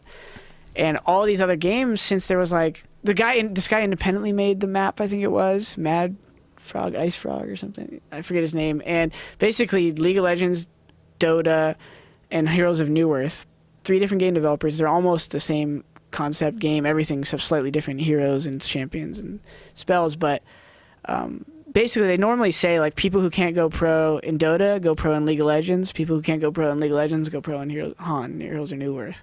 So it's like this succession of almost the same game, but just like more and more money and more tournaments. If you put me in a time machine from back when I was playing Quake, and then like in the 90s, and then jumped me here today, I'd be like, what in the actual fuck is going on? Yeah. I want to see this League of Legends shit. Show me some video game streaming. No? Nope. I just want to see what they're doing. It looks like an iPad game. Yeah? Yeah. But how's it so popular? It's super casual friendly. This is it here? Yeah. So it's free. So it caters a lot. There's a shit ton of girls and kids and. Scott Jorgensen just sent me a text message. Thanks for the Twitch shout out, homie. Because he's got a giant Twitch. So this is the game. Yeah. So this is League of Legends. Yeah. Oh, this is dog I honestly shit. don't even play the game, so I couldn't tell you what the fuck is going on. I know vaguely what's going on. It's what? I think it's free. It's free to play. It's free so to that was play. one of the first games that made their money model not off selling the game, but off all the things you could buy in the game. Microtransactions. What do you think about microtransactions? Well, that's kind of. I guess that was. I didn't gross. use the right term, but that's what I was talking about earlier. That's what CS:GO has now. Microtransactions. Those are really problematic for people on phones. That's why Quake was never as big though, because like if they had this model of microtransactions, you could change the way your laser gun works or your rocket gun. That seems like a. That would have been like. I mean, even though it might be $1 or $2 transaction, if 300,000 kids are doing it a week, you're gonna see some return. It seems like they're fucking you though. Like I don't like. So that. they're like they have a champion they choose, right? And they run around and there's these little like minions. I honestly don't really even understand the game too much. So that guy with the green health bar next to him, he's the main one, and that's his crew mobbing behind him. That sucks. And these towers. So these are superheroes, I guess. Is that what this is? Not necessarily superheroes, but heroes meaning they're just like they're super strong. Those are you choose because they have different skill sets, right? One might be have more defense, so they call him like a tank. He's really strong with his defense. Some are better at attacking. Maybe they attack better close range. Maybe they attack better long range. So it's 5 versus 5 normally. So the pro teams they're strategizing. Hey, do we need? I don't know. I honestly don't know, but they need like close range attackers, a tank, this guy, that guy. Do you play a lot of Destiny? No, I would play it if it was on PC, but I just honestly, first-person shooters, like I can't spend my free time playing them anymore unless I'm gonna casually play it on Steam. This is ugly to look at. It though. looks badass though. Yeah, it seems like a game that you would like. You think this looks? Oh, you talking about this looks badass? No, Destiny, the shooter game. The other game. No, this does I've not just never look good. connected to it. You know, stupid. Like Counter-Strike and Quake, you see it, you feel it, you ebb and flow. Their strategy is very intuitive. Yeah, go to a Counter-Strike one. Let's just for. So let's see a good person to play. Scroll down. So there's not really any pros playing right now. You can go to the top though. Actually, scroll down. I saw a name Robin Official. One more down, right in the middle, right there. Click that guy. He's an old Swedish pro. Okay. He hasn't been playing in a while. So this is so much more interesting to me. So he's running out of spawn right now. This is a gun round. He's got an AK-47. So. But this is like you're watching like the map. It's so he's going to see a guy on the left here most likely. I just couldn't imagine why other games don't do it just like this. Like this, he just got So jacked. now his teammate traded the kill, so it's good. And then they got another kill, so they're in advantage right now. 4 versus 3. Now it's a 3 versus 3. Yeah, that's nice. But what I'm talking. Yeah, exactly. Right. No, I'm just pointing at it. Right, the kills. So like. But this is so much more fun to look at. Oh, yeah. Like, if you're playing it, too, it's like it's so much more immersive. Like, you feel like this is going on. When you're looking down and everyone has, like, a bar with a health bar above their head and you're throwing spells and you're looking down, it's just so bizarre looking. Yeah. And as I said earlier in League of Legends, when someone's getting outskilled or they're winning a round, it's normally, like, pretty drawn out. 5, 10, 15, 20 minutes. What's cool about Counter-Strike and very intuitive for a spectator is that right there you just saw him run in and die, right? Well, also it seems with it happens quicker. With Counter-Strike, the physics are very similar to real life physics. Like you can't do any weird shit. Like you can do weird shit in Quake where you can jump a little higher than you really would. You can't be able lay down to. in this game. You can't prone. You can't? You can duck, stand, and walk. And run. You can prone in some games. Like Call of Duty, you could like do some weird shit where you like jump and then slide. It's called Supermaning, I think. You like jump and like extend and lay down. It's weird. Wow. Do you get stadiums of people watching you guys play your final matches like League of Legends does? Yeah. Like Korea? Yeah. The biggest one I was at recently was in Poland. We filled up. There's like a 20,000 person arena. 20,000 around the stage. people. I wasn't in the final for that, but it was awesome to watch. So you were watching, and these guys were playing, and 20,000 people were there. Yeah, I have a video on my Instagram where I'm like shooting it over my shoulder, and everyone's like, NIP, Virtus Pro, and like screaming the team names, and it's epic because the arena is now 20,000 people screaming that. Yeah, That's and they normally set it insane. up like every player has a projector to their point of view, so there's like 10 projectors, and then one giant projector for the commentators. Wow. So there's a color, a play-by-play. Where do you think this is going? Like, what do you, if you had to envision, if you had to prognosticate, and you look at where games are right now, and you try to extrapolate, look, 5-10 years in the future, what do you think it's going to be? Well, I'm not Ray Kurzweil, but let's see But here. if you were. If I was Ray. If you're you. I don't think it's success. Basically, I think what we've realized in the community and a lot of these top people who run the companies realize is that like TV and the mainstream routes that everyone wants to go, like reality TV, let's show the gamers behind the scenes, like, that shit just isn't what is necessary for this world. So what they're doing now, and what I think it'll turn into, is what you're currently seeing now, just a little bit higher production quality and more catered to the players when they have events. Maybe players' lounges, better warm-up areas. Like I think everything's going to be somewhat similar, but tidied up just enough to make all the narratives of the pro teams more clear to the mainstream. To make when you watch, like to make all the information much more presented clearly. Because obviously, not anyone watching will say, "Oh, that's their ammo. How much ammo do they have?" That's not really what I was asking. I'm just saying. I think it's going to keep growing, and I think. You're not going to see these astronomical changes where we're like every match is in a huge Madison Square Garden. That's not really what I meant either. I meant with video games themselves. Yeah. Like it seems like the games themselves are getting more and more complex and more immersive. Like where could this possibly like virtual be going? reality type stuff? Yeah. Do you think that's a possibility? Like that the Oculus Rift thing that Carmack was talking about. Do you don't think so, Brian? No. How come? What do you think? I think there's going to be something that's going to trump that. I think it's nice. Really? It's a fun little like gimmick type thing, but like the thing we were talking about earlier about people getting sick and how heavy it is and stuff.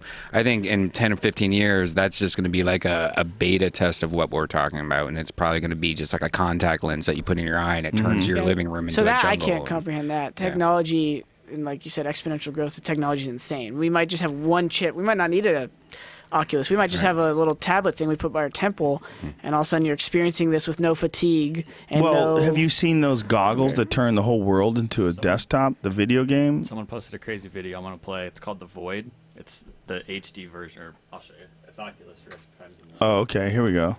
Go full screen. Start it from the beginning.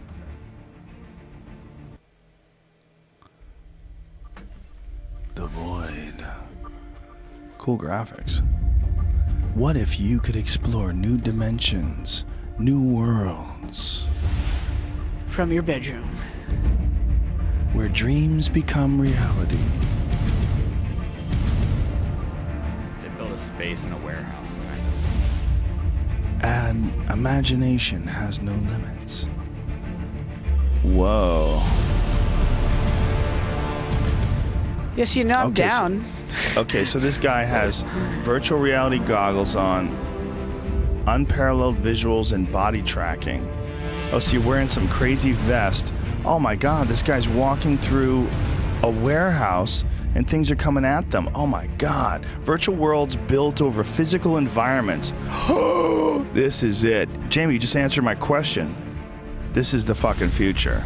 So I definitely think like laser tag will get invented. Like these like little laser tag things will be definitely environmental effects.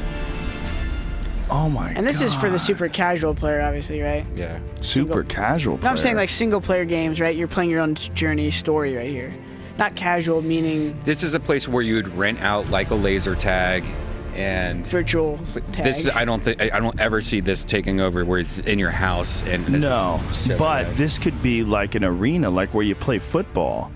I mean, this could be the future where you're watching people play in a warehouse.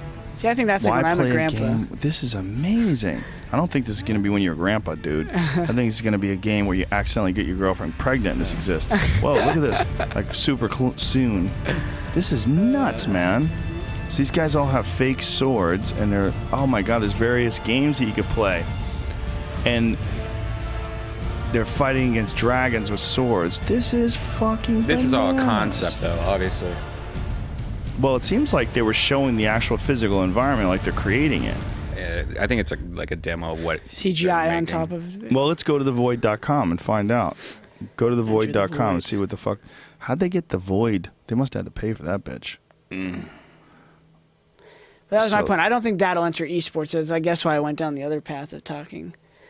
Like, I don't know how that would enter esports. Something I. That's what. So you're primarily concerned with the sport, professional sport aspect. That's where my mind attached to it. Pleasant Grove, Utah. Huh. Next summer. So essentially a year from now. I can see how badass. What was that game with the dragons recently? It came out single player. Dragon. No. Haunted Cat. Look at what they're saying here. Look at what they're saying here. Elder Scrolls. Visions of infinite dimensions. The Void is exactly what our virtual entertainment centers will offer. Experience everything from haunted castles to dinosaur safaris to futuristic battlefields. And with our competitive or cooperative multiplayer modes, you can share these incredible experiences with family and friends. See, that might be a weird issue, man, if these games start becoming physical. If you start having these competitions, like you're playing you're playing rather teams, 5-on-5, or how many people are in Counter-Strike? 5 versus 5, yeah. 5 versus 5. Imagine if you're doing 5 versus 5 in these things, and it becomes about athletics. It becomes about athletes competing in virtual environments in video games. I mean, that really could be possible. Sort of like Dance Dance Revolution, get you guys in shape. Like I said, that's where I need the super suit then after that, so I don't need to get in shape. I just plug in. Yeah, that's going to be weird if people resist the getting in shape part. I mean, who knows what this is going to be or whether this is going to catch on.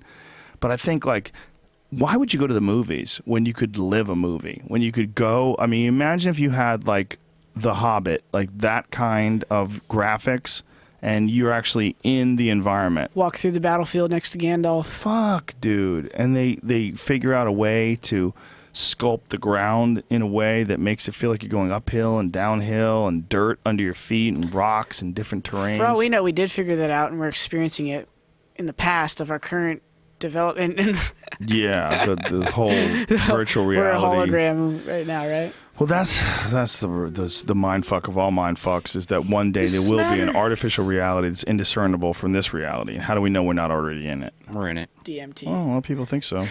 It comes. I mean, it does come up every now and again. Jordan, I think we've said everything we could say about video gaming. Yeah, man. Anything else talk to add? all day. Shout out to everyone who Shout out to all you freak bitches learned a little out bit there. about esports today. If you haven't gotten enough info from me, feel free to look around. Yeah, Twitch, and you could find Jordan. What is your Twitter handle? c9n0thing. So c9n0thing with a And zero. c9n0thing is your handle online. Cloud9 is my organization I compete for. And nothing is N0. Thing. All right. Well, anything else? No. Thanks for everyone for watching, friends and family. Brian Redband, you got anything going on? Tell the people about. We got GK, right? Yeah.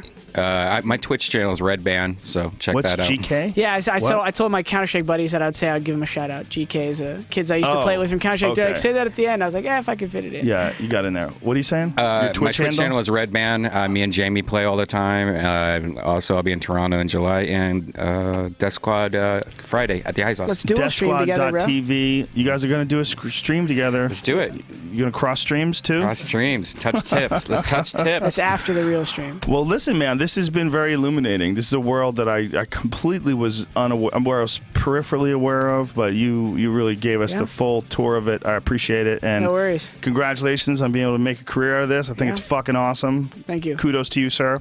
And to everybody else, go fuck yourself. We'll see you next week. Much love. Big kisses.